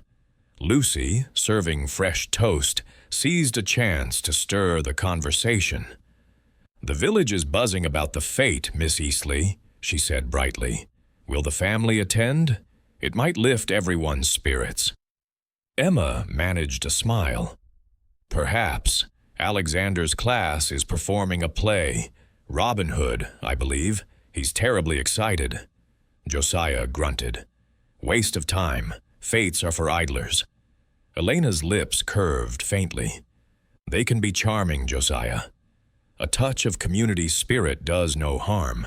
Her tone was smooth, but Lucy caught the fleeting glance she cast toward Brian, as if gauging his mood. As Lucy cleared the plates, she overheard Brian muttering to Emma in the hall. "Father's worse today. Did you notice? Quimper needs to do more than prescribe tonics." Emma's reply was soft. "He's doing his best, Brian. Father's stubborn, won't rest properly." Lucy filed this away, her thoughts turning to Dr. Quimper. His daily visits were a fixture, his jovial manner a counterpoint to the household's tension. Could he know more about Josiah's old business, or the French connection hinted at by the solicitor's letter? Mid-morning brought the doctor himself, his red cheeks flushed from the cold as he stamped mud from his boots in the hall. "Morning, Miss Islesborough," he called, hanging his coat. "Filthy weather out there. Makes my rounds a trial. How's the old man today?" "Grumpy, Doctor," Lucy replied with a smile, handing him a towel. "He's in the study, waiting for you." Quimper chuckled, his eyes twinkling. "Aren't they all? Old Josiah's got the constitution of an ox, but his temper's another matter. Keep the tea strong. He'll need it." As he disappeared into the study, Lucy lingered nearby, polishing a brass lamp within earshot. Quimper's voice carried through the door, cheerful but firm. "Your cough's no better, Mr. Eastley. I'm adding a sedative to your tonic. Sleep's the best medicine, and no more rows with Harold, mind. Your heart can't take it." Josiah's reply was sharp. "Don't coddle me, Quimper. I've business to settle. Claims, letters, nonsense from years ago. Can't rest till it's done." "Business can wait," Quimper said. "You've got enough on your plate with the family squabbling over that will." Lucy's pulse quickened. Claims? Martine again? She moved away as Emma approached, carrying a tray of medical supplies. "Miss Islesborough, could you fetch Father's shawl from the drawing room? He's chilled." "Of course," Lucy said, seizing the chance to observe more. In the drawing room, she found Elena alone, sorting through a pile of letters at a small desk. The topmost envelope bore a French postmark, and Lucy caught a glimpse of the name Martine Dubois, before Elena swiftly covered it. "Looking for something, Miss Islesborough?" Elena's voice was cool, her dark eyes assessing. "Just the shawl, Mrs. Eastley," Lucy replied smoothly, retrieving it from an armchair. "Lovely desk. Antique, is it?" "From Paris," Elena said curtly, closing the drawer with a snap. "A family piece." Lucy nodded, retreating, but the name Martine Dubois burned in her mind. Elena's sister, a claimant to the estate, and possibly the woman strangled on the train. The pieces were aligning, but the motive remained elusive. Outside, the rain had stopped, leaving the grounds sodden but navigable. Lucy, tasked with fetching vegetables from the greenhouse, detoured to the embankment, hoping to find traces of the scarf or button Alexander had mentioned. The oak tree stood sentinel, its branches dripping, and the flattened grass was now churned into mud by the storm. She searched carefully, her boots sinking into the mire, but found only a rusted nail and a scrap of twine. Disappointed, she turned toward the stables, the chloroform vial weighing heavily in her thoughts. The stable door remained locked, but the loose board at the rear was still ajar. Slipping inside, she scanned the dim interior, the chemical scent sharper in the damp air. The trunks marked EE stood undisturbed, but the leather case where she had found Martine's letter was now gone. Moved or taken. A chill ran through her. Someone had been here, covering their tracks. She examined the floor, hoping for new clues. Near a pile of hay, she spotted a faint smudge. Lipstick, perhaps, a soft coral shade. Elena's shade? Or Martine's? She scraped a sample onto a handkerchief, tucking it away with the ribbon and vial. Back at the house, luncheon, oxtail soup, and bread was interrupted by Harold's arrival, his face thunderous. "Father, I've had word from Wimborne. This claim, it's serious. Documents from France, some woman named Dubois. We must act." Josiah's eyes blazed. "No one takes what's mine. I settled that business years ago." Emma paled, her spoon clattering. "Father, please, don't upset yourself."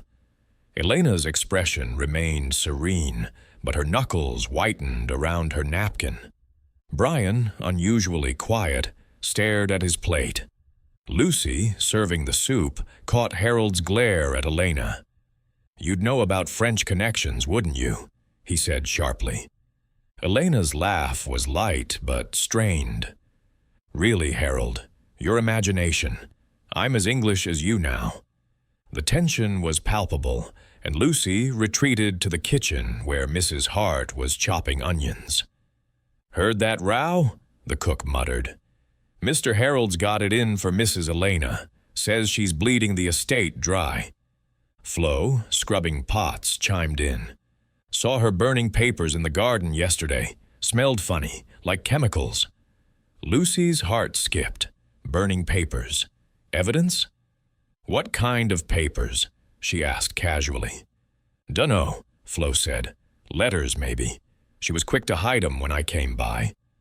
After luncheon, Lucy accompanied Alexander to school, using the walk to probe gently.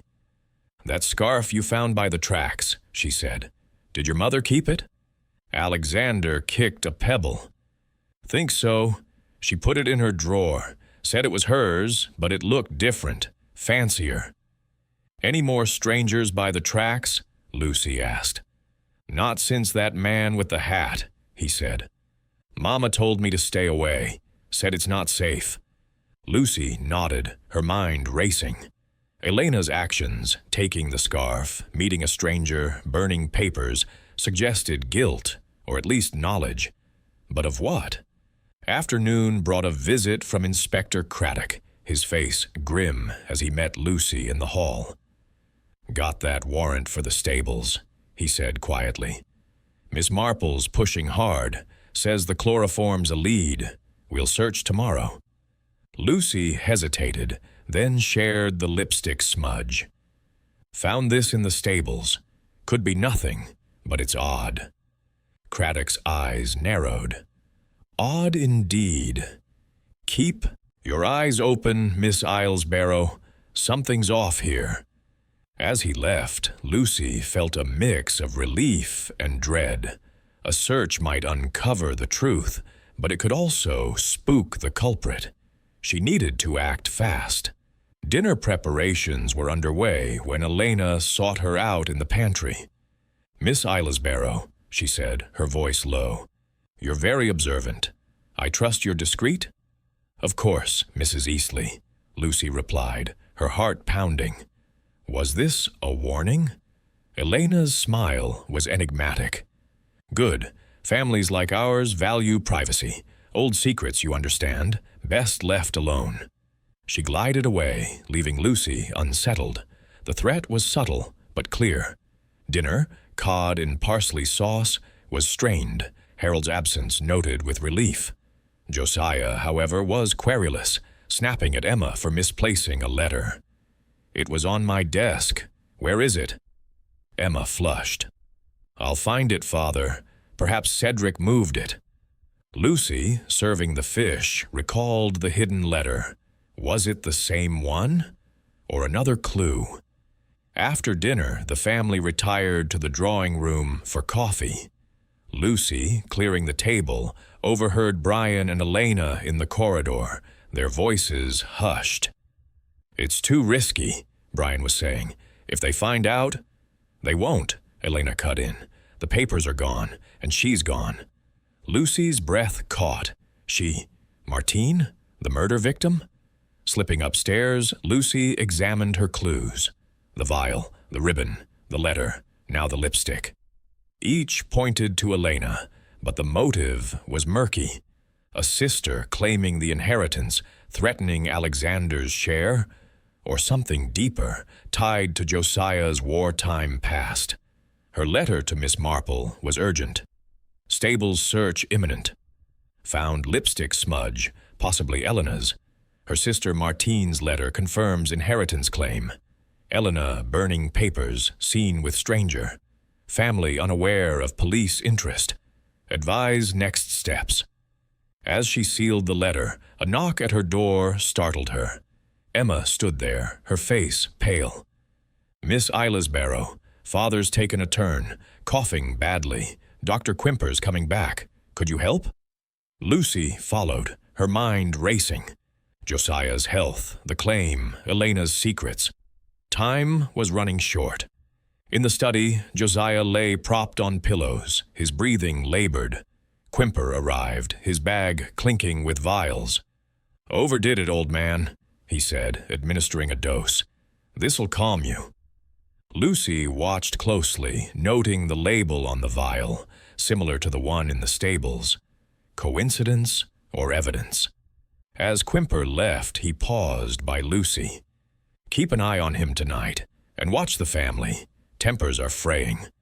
Lucy nodded, her thoughts on the stables. Tomorrow's search could break the case or shatter the fragile peace of Rutherford Hall. Chapter 7. Unearthed Clues. The storm's aftermath left Rutherford Hall cloaked in a damp, uneasy calm, the air thick with the scent of sodden earth and the faint tang of wood smoke from the chimneys. Lucy, eyeless Barrow, now in her third week at the estate, felt the mystery's threads drawing tighter, each clue a step closer to unraveling the truth behind the murder Mrs. McGillicuddy had witnessed on the 450 from Paddington. The chloroform vial, silk ribbon, letter from Martine Dubois, and the coral lipstick smudge all pointed to the stables and Elena Eastley's guarded past. Miss Marple's latest letter, delivered that morning, was succinct. "The stables hold the key, Lucy. Be bold but discreet. Danger lies in haste." With Inspector Craddock's search of the outbuildings imminent, Lucy knew time was short. Breakfast in the dining room was a strained affair, the family's usual civility fraying under the weight of unspoken suspicions. Josiah Eastley, his health deteriorating, sat hunched over a bowl of gruel, his cough rattling ominously. Emma, hovering nearby, adjusted his blanket with a tenderness that belied her exhaustion. Brian, his usual charm dimmed, read the morning paper with feigned interest, while Elena, in a tailored gray dress, maintained her poised silence, her eyes flicking to the windows, where the railway embankment loomed in the distance.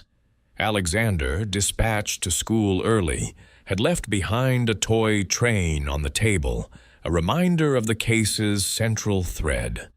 Lucy, serving tea, steered the conversation toward neutral ground.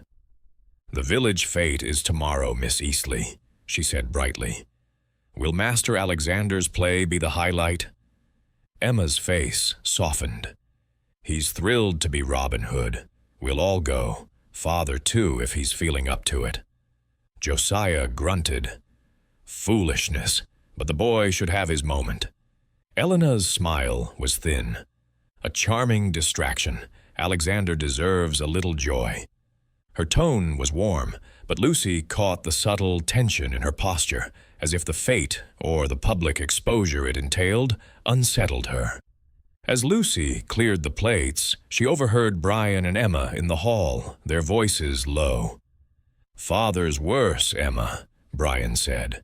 "Quimper's tonics aren't helping, and Harold's latest scheme, selling land, won't sit well." Emma sighed. "Harold's desperate. This claim from France has him rattled."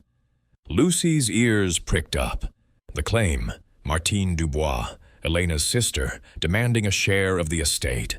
Was this the motive for the train murder?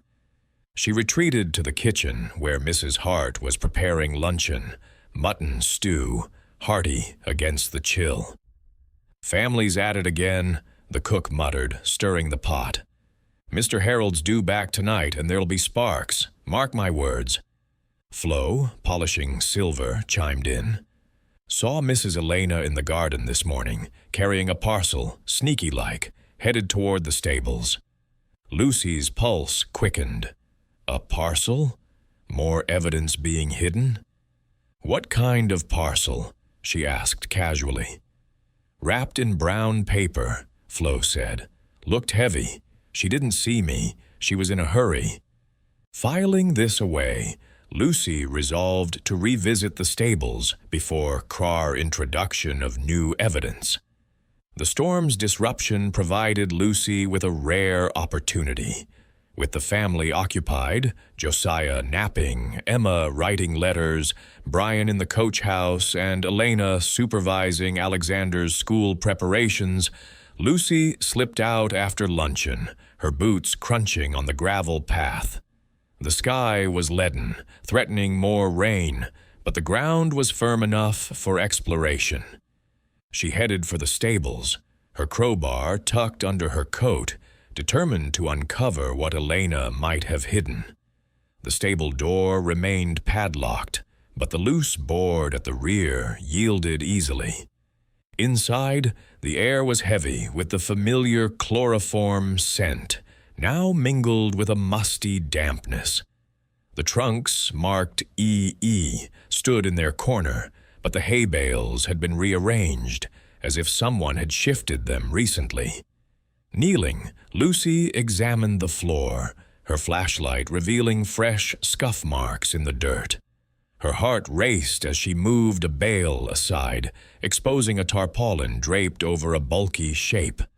With careful hands, she lifted the edge, her breath catching. Beneath lay a woman's body, dressed in a tailored coat and skirt, her dark hair matted, her neck marred by livid bruises, exactly as Mrs. McGillicuddy had described. The face, pale and still, bore a striking resemblance to Elena, confirming Lucy's suspicion. Martine Dubois, the sister who had threatened the inheritance. The body was cold, rigid, but the faint chemical odor suggested recent concealment, perhaps moved during the storm to avoid detection. Lucy replaced the tarpaulin, her mind racing. The stables, so close to the railway, were the perfect hiding place, a temporary stop before disposal. But who had moved the body? Elena, alone, or with help? The parcel Flo had seen suggested recent activity, possibly last night. She slipped out, replacing the board, and hurried back to the house, her thoughts a whirlwind. The discovery changed everything. Proof of the murder, but also danger. If Elena suspected Lucy's probing, the consequences could be dire. Back in the kitchen, Lucy composed herself, assisting Mrs. Hart with the stew while probing for more gossip. "Any visitors lately, Mrs. Hart? Strangers about the estate?" The cook shook her head. "None I've seen, but Tom the gardener mentioned a man lurking by the embankment last week. Tall, foreign-looking, he said." Lucy's heart skipped. The man Alexander had seen with Elena? Did Tom describe him? "Wore a hat, dark coat," Mrs. Hart said. "Thought he was a poacher, but he vanished quick." As Lucy set the table for luncheon, Inspector Craddock arrived, his face grim. He drew her aside in the hall. "Search is set for this afternoon," he whispered. "Got the warrant. Miss Marple's convinced the stables are key. Says that chloroform's no coincidence. Anything new?" Lucy hesitated, then decided to share her find. "Inspector, I checked the stables this morning. There's a body, hidden under a tarpaulin. A woman, dark-haired, strangled. It matches Mrs. McGillicuddy's description." Craddock's eyes widened. "Good God, why didn't you call me at once?" "I only just found it," Lucy said, lowering her voice. "It's Martine Dubois, Elena's sister, I'm sure. There's a letter confirming her claim on the estate." Craddock nodded, his jaw tight. "Stay quiet for now. We'll move in after lunch, discreetly. Don't tip anyone off." Lucy agreed, her stomach knotting.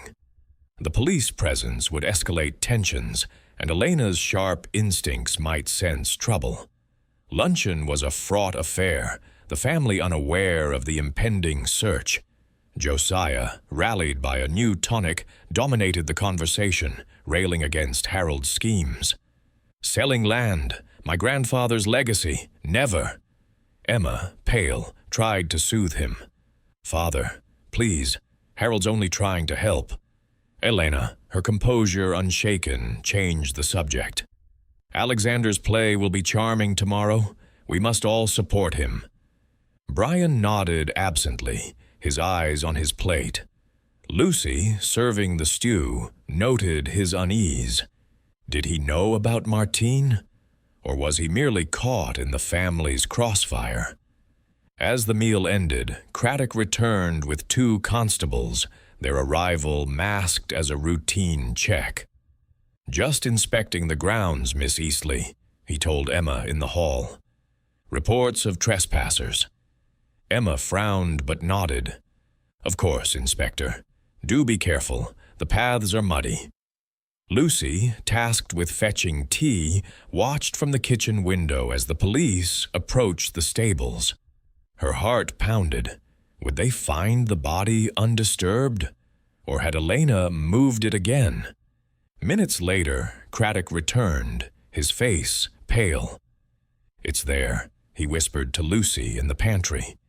"Exactly as you said. We've cordoned it off. Coroner's on his way. The woman's been dead a week, maybe more, strangled with traces of chloroform in her clothing." Lucy nodded, her throat tight. "Any identification?" "A locket with MD engraved," he said. "And papers, French passport, Martine Dubois. Looks like she came to claim a share of the estate." Lucy's mind raced. "Elena's sister. There's a letter in my room. Martine wrote to her, demanding a meeting." Craddock's eyes narrowed. "Get it to me discreetly. We'll need to question the family, but not yet. Don't want to spook them." As the police worked, Lucy returned to her duties, her calm exterior belying her racing thoughts. The body's discovery confirmed the murder, but the killer's identity remained elusive. Elena was the obvious suspect. Her sister's claim threatened Alexander's inheritance, but Brian's unease and Harold's agitation suggested deeper complicity. Dinner, chicken pie and greens, was a tense affair, the family unaware of the police activity. Josiah, rallied by the tonic, was querulous, snapping at Emma for misplacing his spectacles. Elena, serene as ever, deflected questions about the police. "Trespassers, no doubt," she said smoothly. "The estate's too open." Brian, however, seemed distracted, his eyes darting to the windows. Lucy, serving the pie, caught his glance at Elena, a mix of fear and resignation. After dinner, the family retired to the drawing room for cards, but the game was listless. Lucy, clearing the table, overheard Harold, who had arrived late, arguing with Emma in the hall. "This Dubois woman, father's hiding something. I found papers in his desk, wartime letters, French." Emma's voice was sharp. "Leave it, Harold. You'll only upset him." Lucy's heart raced. Wartime letters, connected to Martine's claim? She needed to see them. Slipping upstairs, she retrieved Martine's letter and the vial, hiding them in her apron. She penned a quick note to Miss Marple. "Body found in stables. Martine Dubois, strangled. Police involved. Elena prime suspect. But Harold's found wartime letters. Brian uneasy. Need guidance on next steps." As she sealed the letter, a creak in the corridor made her freeze. Peering out, she saw no one, but the sense of being watched lingered. The house, with its dark corners and secrets, felt more oppressive than ever. The next morning, the fate loomed, promising a public distraction. Lucy resolved to use it to observe the family, Elena especially, in a new setting. But the stable's discovery weighed heavily. Martine's body was proof of murder, but the killer's motive and accomplices remained buried in the shadows of Rutherford Hall. Chapter 8. Red Herrings and Revelations. The discovery of Martine Dubois' body in the stables had cast a shadow over Rutherford Hall, though the family remained unaware of the police cordon and the coroner's quiet arrival. Lucy Isles-Barrow, moving through her morning duties with practiced calm, felt the weight of the case pressing ever closer. The chloroform vial, silk ribbon, Martine's letter, and the coral lipstick smudge all pointed to Elena Eastley, but the motive, likely tied to the inheritance, remained clouded by the family's tangled secrets. Miss Marple's latest note, slipped to Lucy by a discreet village postman, was pointed. "The truth lies in the family's silences, Lucy. Watch for contradictions in their alibis." With Inspector Craddock's investigation intensifying, Lucy knew the day would bring revelations. Or danger. Breakfast in the dining room was a brittle affair, the clink of porcelain and the rustle of newspapers masking an undercurrent of unease. Josiah Eastley, fortified by Dr. Quimper's latest tonic, sat upright, his eyes sharp despite his pallor. Emma, her face drawn, served him toast, her hands betraying a slight tremble. Brian, unusually silent, pushed his eggs around his plate, while Elena, in a cream silk blouse and tailored skirt, maintained her serene facade, her dark eyes scanning the room like a hawk. Alexander, excused early for the village fete's final rehearsals, had left a crumpled drawing of a train on the table, its wheels smudged with crayon. Lucy, pouring coffee, steered the conversation toward the fete, hoping to gauge reactions. "Master Alexander must be thrilled about his play today," she said brightly. "Will you all attend to cheer him on?" Emma nodded, a faint smile softening her features. "We wouldn't miss it. Father's feeling stronger, so we'll make a family outing." Josiah grunted, buttering his toast. "Boy's nonsense, but it keeps him occupied. Better than trains." Elena's lips curved. "It will be charming. Alexander has a flair for drama." Her tone was warm, but Lucy caught the fleeting glance she cast toward the window, where the stables lay hidden beyond the lawn. Brian, stirring his coffee, looked up. "Might do us good to get out. House feels like a tomb lately." His voice held a note of weariness, and Lucy wondered if he sensed the police activity, or knew more than he let on. As she cleared the plates, Lucy overheard Emma and Brian in the hall, their voices hushed. "Harold's back this afternoon," Emma said. "He's furious about the solicitor's letter, says it could ruin us." Brian sighed. "He's always furious, but this Dubois woman, who is she? Father's hiding something." Lucy's pulse quickened. Harold's return, coupled with the body's discovery, would escalate tensions. She retreated to the kitchen, where Mrs. Hart was preparing sandwiches for the fete picnic. "Family's on edge," the cook muttered, slicing ham. "Mr. Josiah's coughing again, and Mrs. Elena's been pacing. Saw her by the stables at dawn, looking like a ghost." "Dawn?" Lucy asked, keeping her tone casual. "What was she doing?" Mrs. Hart shrugged. "Just standing, staring at the door. Gave me the creeps." Flo, polishing glasses, chimed in. "She's been odd since that police visit yesterday. Kept asking me if I'd seen anyone snooping." Lucy filed this away. Elena's early morning vigil suggested she suspected the stables were compromised. Had she tried to move the body again? Mid-morning brought Dr. Quimper, his cheerful demeanor, a stark contrast to the house's gloom. He greeted Lucy in the hall, shaking rain from his umbrella. "Morning, Miss Islesborough. Old man's holding up, I hope?" "Barely," Lucy replied, handing him a towel. "He's in the study, but he's frail." Quimper nodded, his eyes twinkling. "Tough old bird. I'll give him a stronger dose. Calm his nerves. Family rows aren't helping." As he headed to the study, Lucy lingered, polishing a mirror within earshot. "Heart's weaker, Mr. Eastley," Quimper's voice carried. "No stress, I beg you. This business with the solicitor, let it go." Josiah's reply was sharp. "Can't. That woman's claim, Lies, all of it. I'll see her in hell first. Lucy's heart raced.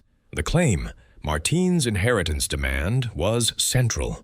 But Josiah's venom suggested a deeper grudge, perhaps from his wartime past. As Quimper left, he paused by Lucy. Keep an eye on him today. The fate's excitement might be too much. His tone was light, but his glance held a warning, as if he sensed the gathering storm. The fate held in the village square was a whirl of color and noise, bunting strung across lampposts, stalls selling jam and knitted scarves, children darting through the crowd. Lucy accompanied the family, carrying a picnic basket, her eyes scanning for clues.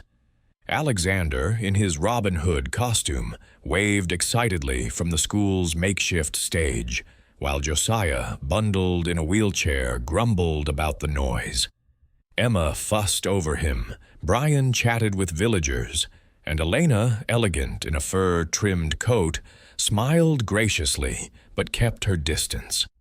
Lucy, mingling with the crowd, overheard gossip about the estate. Heard there's trouble at Rutherford Hall, a farmer muttered to his wife. Some French woman stirring up old debts. Her ears pricked up, but before she could eavesdrop further, Inspector Craddock approached, his face grim. Miss Islesborough. A word, he whispered, drawing her behind a stall. Coroners confirmed it. Martine Dubois, strangled, chloroform traces in her system. Administered before death, likely to subdue her. We're questioning the family tomorrow, but I need that letter you mentioned. Lucy nodded, slipping him Martine's letter, concealed in an envelope. It's from her to Elena, demanding a meeting, and there's more. Elena was seen by the stables at dawn. Craddock's eyes narrowed. She's our focus, but we need alibis checked. Where was everyone the day of the murder? I'll find out, Lucy promised, her mind racing. The fate offered a chance to probe without suspicion. Returning to the family, she found Harold had arrived, his city suit out of place among the tweeds and aprons. He was arguing with Brian by the tea tent, his voice low but heated. Father's blind to the danger, Brian. This Dubois woman, her claims backed by documents. We could lose half the estate. Brian's face darkened. Keep your voice down. Elena's handling it. Lucy, offering sandwiches, caught Elena's sharp glance at Harold. Handling it. How? By murder? The play began, Alexander's performance drawing cheers, but Lucy's attention was on the family. Josiah dozed, Emma clapped dutifully, Brian seemed distracted, and Elena's smile was fixed, her eyes scanning the crowd. Was she looking for someone or fearing discovery? After the play, Lucy helped pack the picnic, using the bustle to question Alexander. You're a fine Robin Hood, she said, handing him a scone. Ever see your mother by the tracks the day of the big storm? Alexander frowned, thinking. Not then, but the day before. She was there, by the oak, with that man, tall, with a hat. She told me to go inside. Lucy's heart skipped. The day before the storm, likely the day of the murder. Did you hear what they said? Nope, he said, munching. But Mama looked cross, like when I break things. Back at the house, the family dispersed. Josiah to rest, Emma to write thank you notes for fate donations, Brian to his workshop. Elena, claiming a headache, retired to her room, but Lucy caught her slipping out the back door, a scarf wrapped tightly around her neck. Seizing the moment, Lucy followed at a distance, keeping to the shadows of the shrubbery. Elena headed for the stables, her steps quick and purposeful. She paused at the door, glancing around, then slipped inside through a side entrance Lucy hadn't noticed. A loose panel, cleverly concealed. Lucy waited, her heart pounding, but Elena emerged minutes later, empty-handed, her face pale. Lucy retreated, her mind racing. Elena's visit confirmed her suspicions. The stables were central. But had she checked the body or removed something else? Dinner, roast duck and potatoes, was a tense affair, Harold's presence adding fuel to the fire. "Father, I've spoken to Wimborne," he said, slicing his meat. "This claim's no joke. We need to contest it, now." Josiah's cough interrupted. "Enough! I've settled it. No one takes what's mine." Elena's eyes flashed. "How wise, Josiah. The estate belongs to the family, Alexander's future." Brian, silent, pushed his plate away. Lucy, serving the potatoes, noted his pallor. Did he know about the body? After dinner, Craddock telephoned, his voice low. "We've analyzed the locket, Martine's, and the chloroform matches a batch from a local pharmacy, sold to a Mrs. E 2 weeks ago. We're closing in." Lucy's throat tightened. "Elena?" "Likely," he said. "Check alibis for the murder day, mid-afternoon, when the 4:50 passed." Lucy agreed, her mind mapping the family's movements. Harold had been in London, Emma at home with Josiah, Brian flying his plane at a nearby airfield. Elena had claimed a migraine, alone in her room. No witnesses. Slipping upstairs, Lucy reviewed her clues. The vial, ribbon, letter, lipstick, and now the pharmacy link. Elena's guilt seemed certain, but Brian's unease and Harold's obsession with the claim suggested complications. Were they accomplices or merely caught in her web? Her letter to Miss Marple was urgent. Body identified as Martine Dubois, chloroform traced to Elena. She visited stables tonight, possibly checking evidence. Alibis weak for her, stronger for others. Harold's found wartime documents. Police closing in. Advise caution. As she sealed the letter, a floorboard creaked outside her door. She froze, listening, but heard only the wind. The house felt alive with secrets, each shadow a threat. The next morning, Lucy woke to find the police. Cordon expanded, the stables swarming with officers. Craddock met her in the garden, his face grim. "We've found more, fibers from a silk scarf, matching the one Alexander described, and a partial fingerprint on the vial, Elena's." Lucy's heart sank. "You'll arrest her?" "Soon," he said, "but we need motive. The claim's strong, but why kill? Dig deeper." At breakfast, the family was oblivious to the police activity, focused on the fate's aftermath. Alexander chattered about his play, while Elena's smile was strained, her eyes darting to the windows. Lucy, serving tea, felt the noose tightening. As the day unfolded, Lucy resolved to confront Elena's alibi, or lack thereof. The truth was close, but red herrings abounded, and the revelations promised to shake Rutherford Hall to its core. Chapter 9. The Motive Unmasked. The air at Rutherford Hall was thick with tension, the morning sun casting long, accusing shadows across the dining room where the Eastley family gathered for breakfast. Lucy Barrow, moving with her usual efficiency, felt the weight of the unfolding mystery like a storm about to break.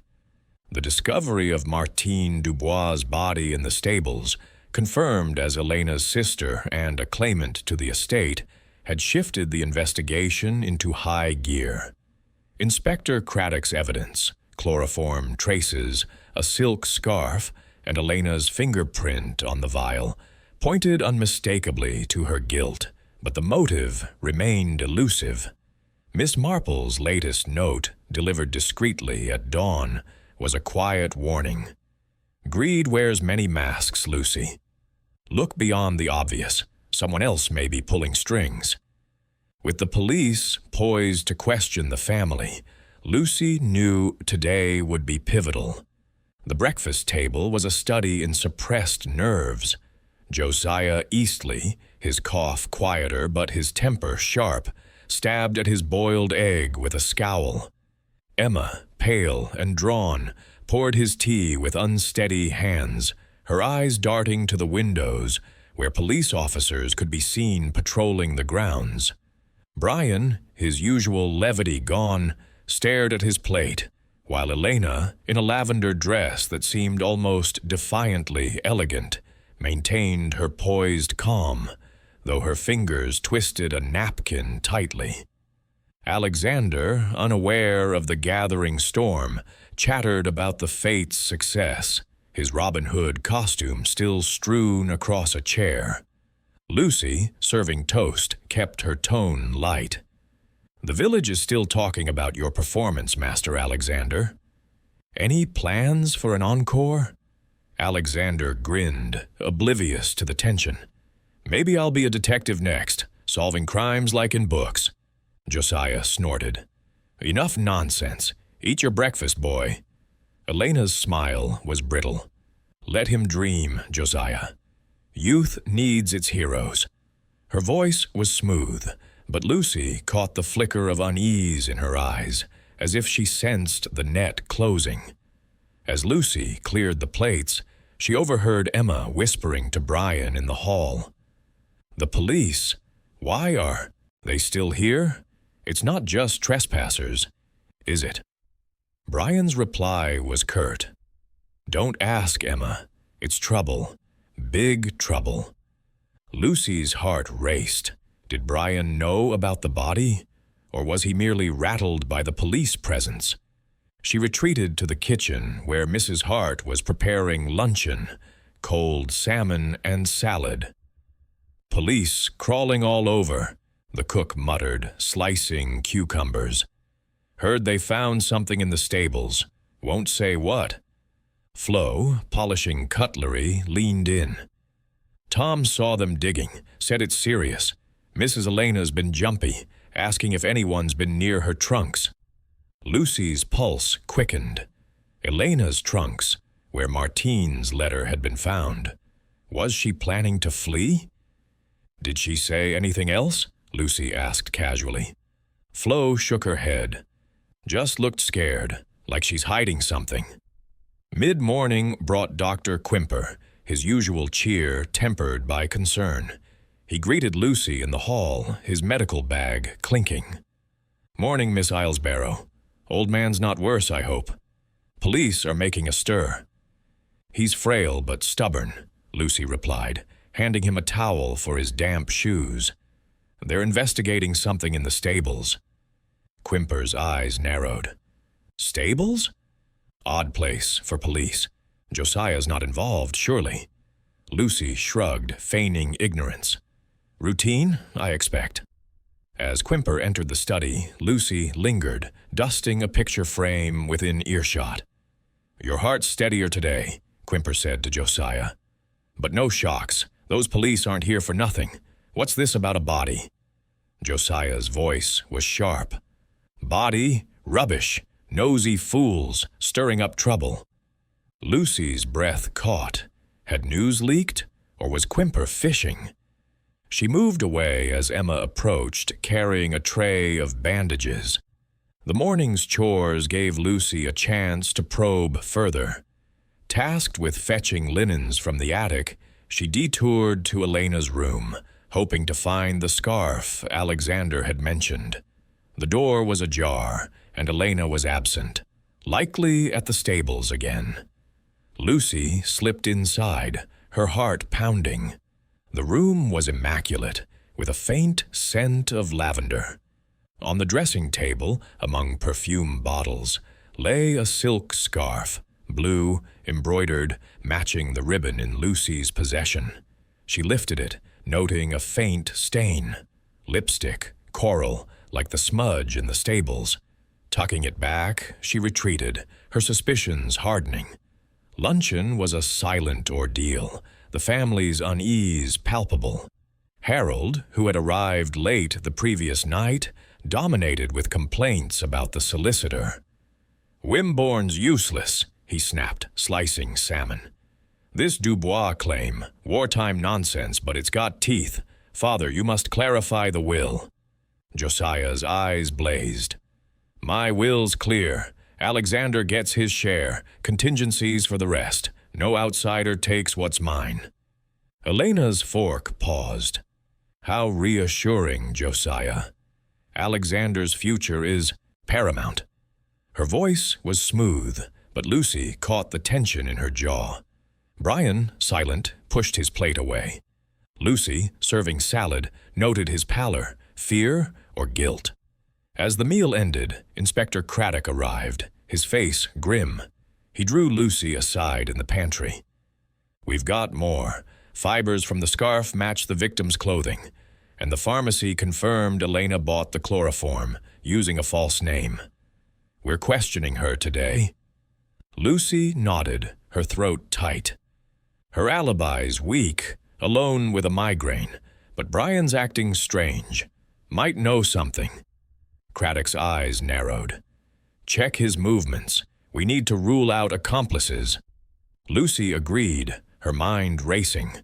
Brian's unease, Harold's obsession with the claim, Emma's secrecy about the letter, all were pieces of a puzzle, but Elena remained the linchpin. The afternoon brought a village errand, giving Lucy a chance to telephone Miss Marple from the post office. "The police are closing in," she whispered. "Elena's the suspect, but I suspect Brian knows more. Should I confront him?" Miss Marple's voice was calm but firm. "Not yet, my dear. Gather alibis, discreetly, and watch Dr. Quimper. Doctors see much and say little." Returning to the house, Lucy found the family preparing for tea in the drawing room. Alexander, back from school, was regaling Brian with tales of the fate. "Everyone loved my play, Papa. Can we go to the station tomorrow? The 450's my favorite." Brian ruffled his hair, his smile strained. "Maybe, lad, but stay away from the tracks. It's not safe." Lucy, serving tea, seized the moment. "The 450's a fine train, Master Alexander. Were you watching it last week? Say, the day of the storm?" Alexander frowned, thinking. "Not that day. Mama kept me inside, but I saw her by the tracks once before the rain, near the oak." Elena's cup clinked sharply. "Alexander, don't invent stories. I was nowhere near the tracks." Her denial was swift, but Lucy caught the panic in her eyes. Brian, too, looked uneasy, his hand tightening on his cup. After tea, Lucy accompanied Emma to the village for fate cleanup, using the walk to probe. "Miss Eastley, the police seem interested in the estate. Any idea why?" Emma's face paled. "I don't know. Perhaps the trespassers. Father's business attracts attention." Lucy nodded, sensing evasion. "That letter from the solicitor, did it mention a name? Martine, perhaps?" Emma's step faltered. "You've sharp ears, Miss Islesborough. It's private, family matters." Lucy let it drop, but Emma's reaction confirmed the letter's significance. Back at the house, Craddock was waiting, his face set. "We're bringing Elena in for questioning. Found a locket in her room, matches the one on the body, and a diary with entries about Martine's arrival." Lucy's heart sank. "She's guilty then." "Looks it," Craddock said, "but we need her confession. Keep the family distracted." Dinner, lamb stew and dumplings, was a grim affair, the police's presence now impossible to ignore. Josiah, sensing trouble, was querulous, snapping at Emma for spilling gravy. Elena, pale but composed, deflected questions with practiced ease. "Really, Inspector, this fuss over trespassers is tiresome." Craddock, dining with the family at Josiah's insistence, was non-committal. "Routine, Mrs. Eastley. We'll be done soon." Brian, however, was visibly shaken, his eyes avoiding Elena's. Lucy, serving the stew, noted his trembling hands. Did he know about the murder, or was he merely caught in her shadow? After dinner, Craddock drew Elena aside, his voice low. "Mrs. Eastley, we need to speak, at the station, now." Elena's face drained of color, but she nodded. "Of course, Inspector. A misunderstanding, I'm sure." As she left with Craddock, the family erupted. Josiah coughed violently, Emma rushed to his side, and Brian paced, muttering, "This is madness." Lucy, clearing the table, slipped upstairs to review her clues. The vial, ribbon, letter, lipstick, scarf, and now the locket and diary. Elena's guilt seemed certain, but Brian's behavior nagged at her. She penned a quick note to Miss Marple. Elena questioned, locket and diary found. Brian's fear suggests knowledge. Police search intensifies. Need advice on confronting him. As she sealed the letter, a knock startled her. Brian stood at her door, his face haggard. "Miss Islesborough, I need to talk. It's about Elena. She's in trouble, isn't she?" Lucy hesitated, then nodded. "The police think so. What do you know, Mr. Eastley?" He sank into a chair, his voice low. "She's been frantic about money, Alexander's future. Said someone was threatening us, a woman from France. I didn't know, not until now." Lucy's heart raced. "Martine Dubois?" Brian nodded, his eyes haunted. "Elena said she'd handle it. I thought she meant talking, paying her off, not this." Before Lucy could press further, Emma's voice called from below. "Miss Islesborough, father's worse. Help." Lucy followed, her mind spinning. Brian's confession implicated Elena, but suggested he was unaware of the murder's details. Was he innocent or covering his own involvement? In the study, Josiah lay gasping, Quimper at his side. "Too much excitement," the doctor said, administering a dose. "He needs rest, complete quiet." Lucy watched, noting the vial's similarity to the chloroform. Quimper's access to drugs made him a potential accomplice, but his manner seemed genuine. As the night deepened, Lucy lay awake, the house silent but for Josiah's cough. Elena's questioning would yield answers, or more lies. The motive, greed, fear of losing Alexander's inheritance, was clear, but the full truth remained just out of reach, hidden in the silences of Rutherford Hall. Chapter 10. Resolution at Rutherford Hall. The dawn broke over Rutherford Hall with a deceptive calm, the pale light filtering through the mist and glinting off the wet rooftops. Lucy Islesborough, awake before the household, stood at her bedroom window, her mind churning with the events of the previous night. Elena Eastley's questioning at the police station had sent ripples of panic through the family, and Brian's confession that he knew of Martine Dubois's threat, but not her murder, had deepened the mystery. The chloroform vial, silk ribbon, letter, lipstick, scarf, locket, and diary all pointed to Elena, but Lucy sensed a final piece of the puzzle remained hidden. Miss Marple's latest note, slipped under her door by an unseen hand, was characteristically cryptic. "Truth emerges in confrontation, Lucy. Assemble the players and watch their faces." With Inspector Craddock poised to make an arrest, Lucy knew today would bring the case to its close. Breakfast was a hushed affair, the dining room heavy with unspoken dread. Josiah Eastley, weakened by his recent collapse, sat slumped in his chair, his eyes darting suspiciously between his children. Emma, her face etched with worry, cut his toast into small pieces, her hands trembling. Brian, pale and silent, avoided everyone's gaze, while Alexander, sensing the tension, ate quietly, his usual chatter subdued.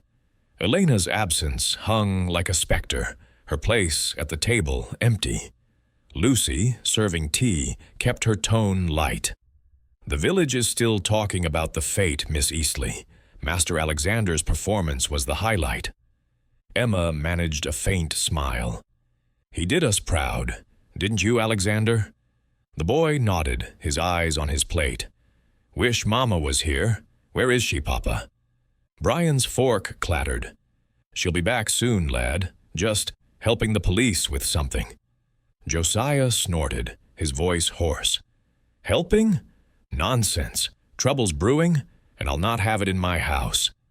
Lucy, clearing the plates, noted the fear in Brian's eyes. Did he suspect Elena's guilt, or was he hiding his own role? She retreated to the kitchen, where Mrs. Hart was preparing luncheon, vegetable soup and bread, simple fare for a strained household. "Mrs. Elena's not back," the cook muttered, stirring the pot. "Police kept her all night. Never seen Mr. Brian so shaken." Flo, scrubbing dishes, leaned in. "Heard him on the phone last night. Sounded scared, talking about fixing it.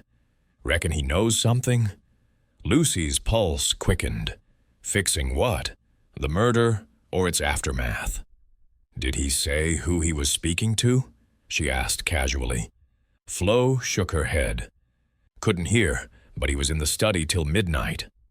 Filing this away, Lucy resolved to confront Brian before Craddock's next move. The stables, now under police guard, held no further secrets, but the family's alibis and silences might yield the final clue.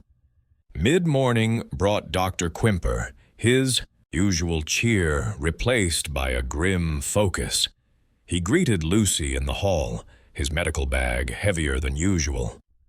"Morning, Miss Islesborough. Josiah's not worse, I hope. The police are making a mess of things." "He's frail," Lucy replied, handing him a towel. "The tension isn't helping." Quimper nodded, his eyes sharp. "Heard they found a body. Shocking business. Any idea who?" Lucy shrugged, feigning ignorance. "The police are tight-lipped. They're questioning Mrs. Eastley Quimper's jaw tightened." "Elena? Poor woman. She's too refined for this nonsense." His tone was protective, but Lucy caught a flicker of unease. Did he know more?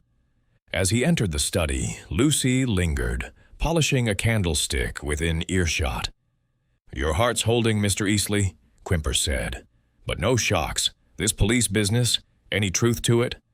Josiah's voice was sharp. "Lies. That Dubois woman, trying to bleed me dry. Good riddance, I say." Lucy's breath caught. Josiah's callousness suggested he knew of Martine's death. But how?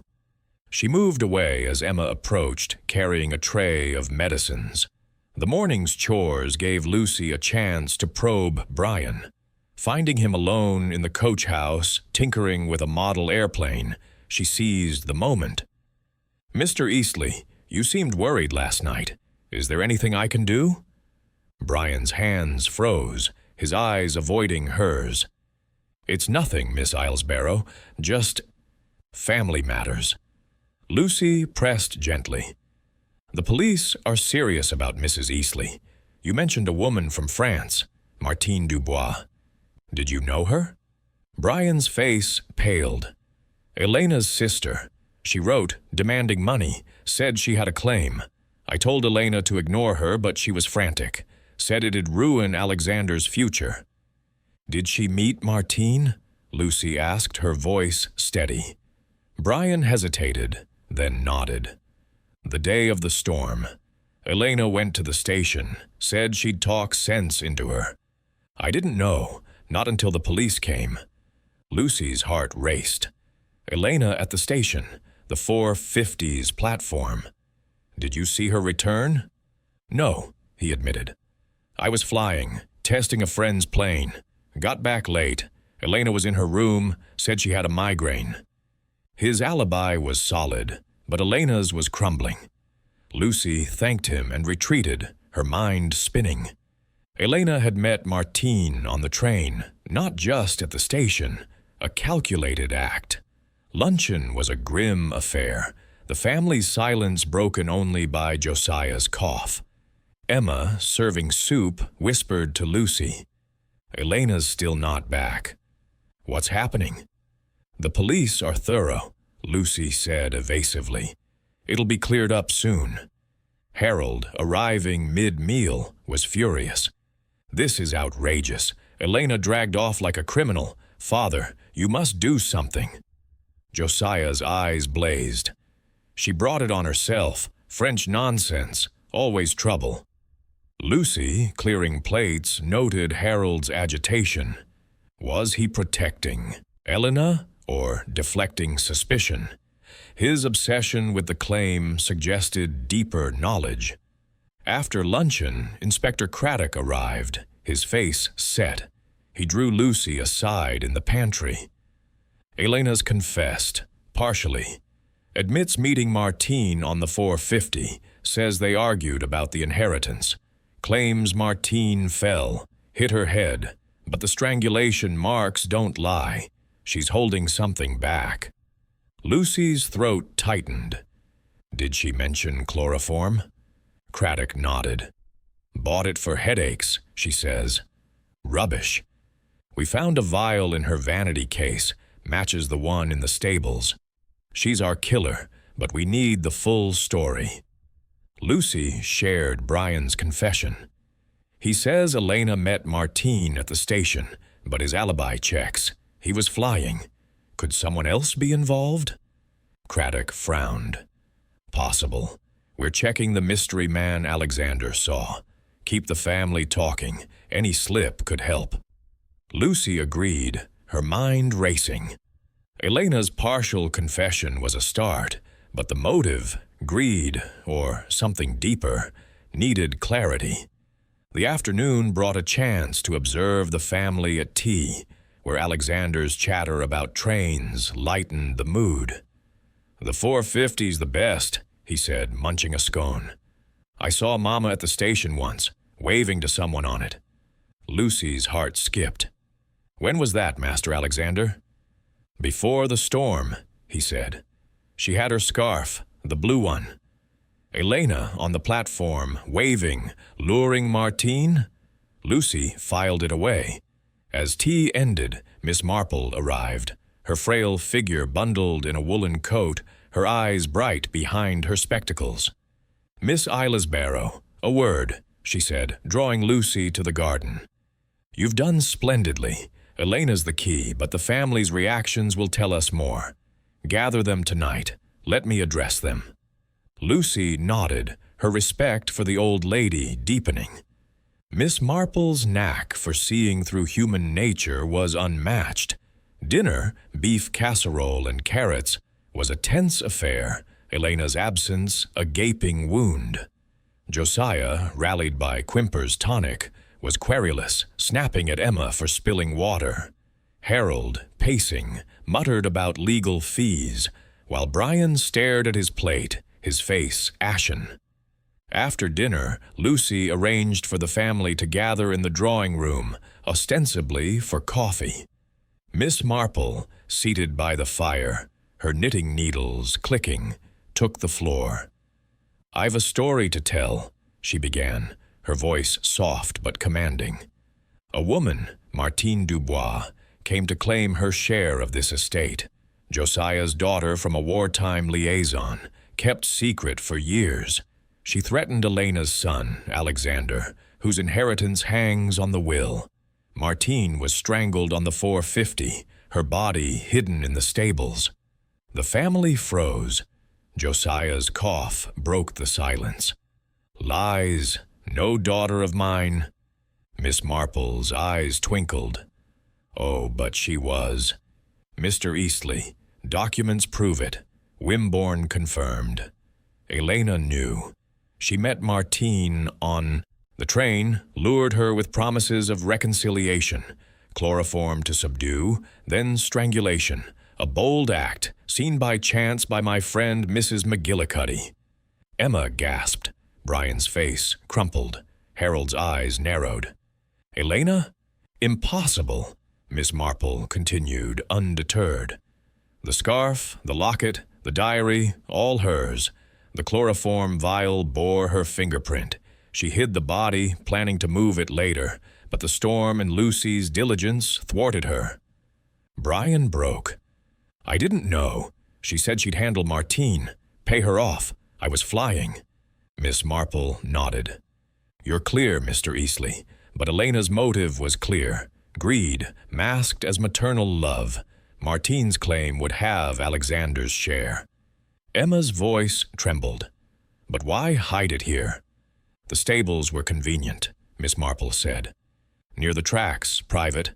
Elena knew the estate's secrets. Harold stood, furious. "This is outrageous. Where's proof?" Craddock, entering quietly, held up a photograph.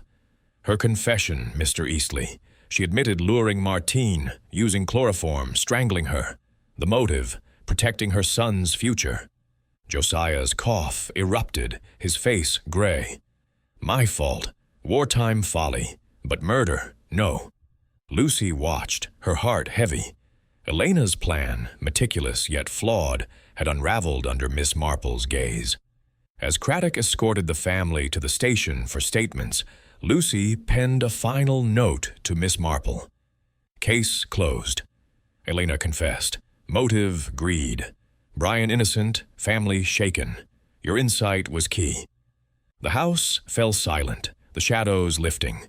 Lucy, packing her things, felt a quiet satisfaction. The truth, as Miss Marple had promised, had emerged in the silences, and Rutherford Hall, though scarred, was free of its darkest secret.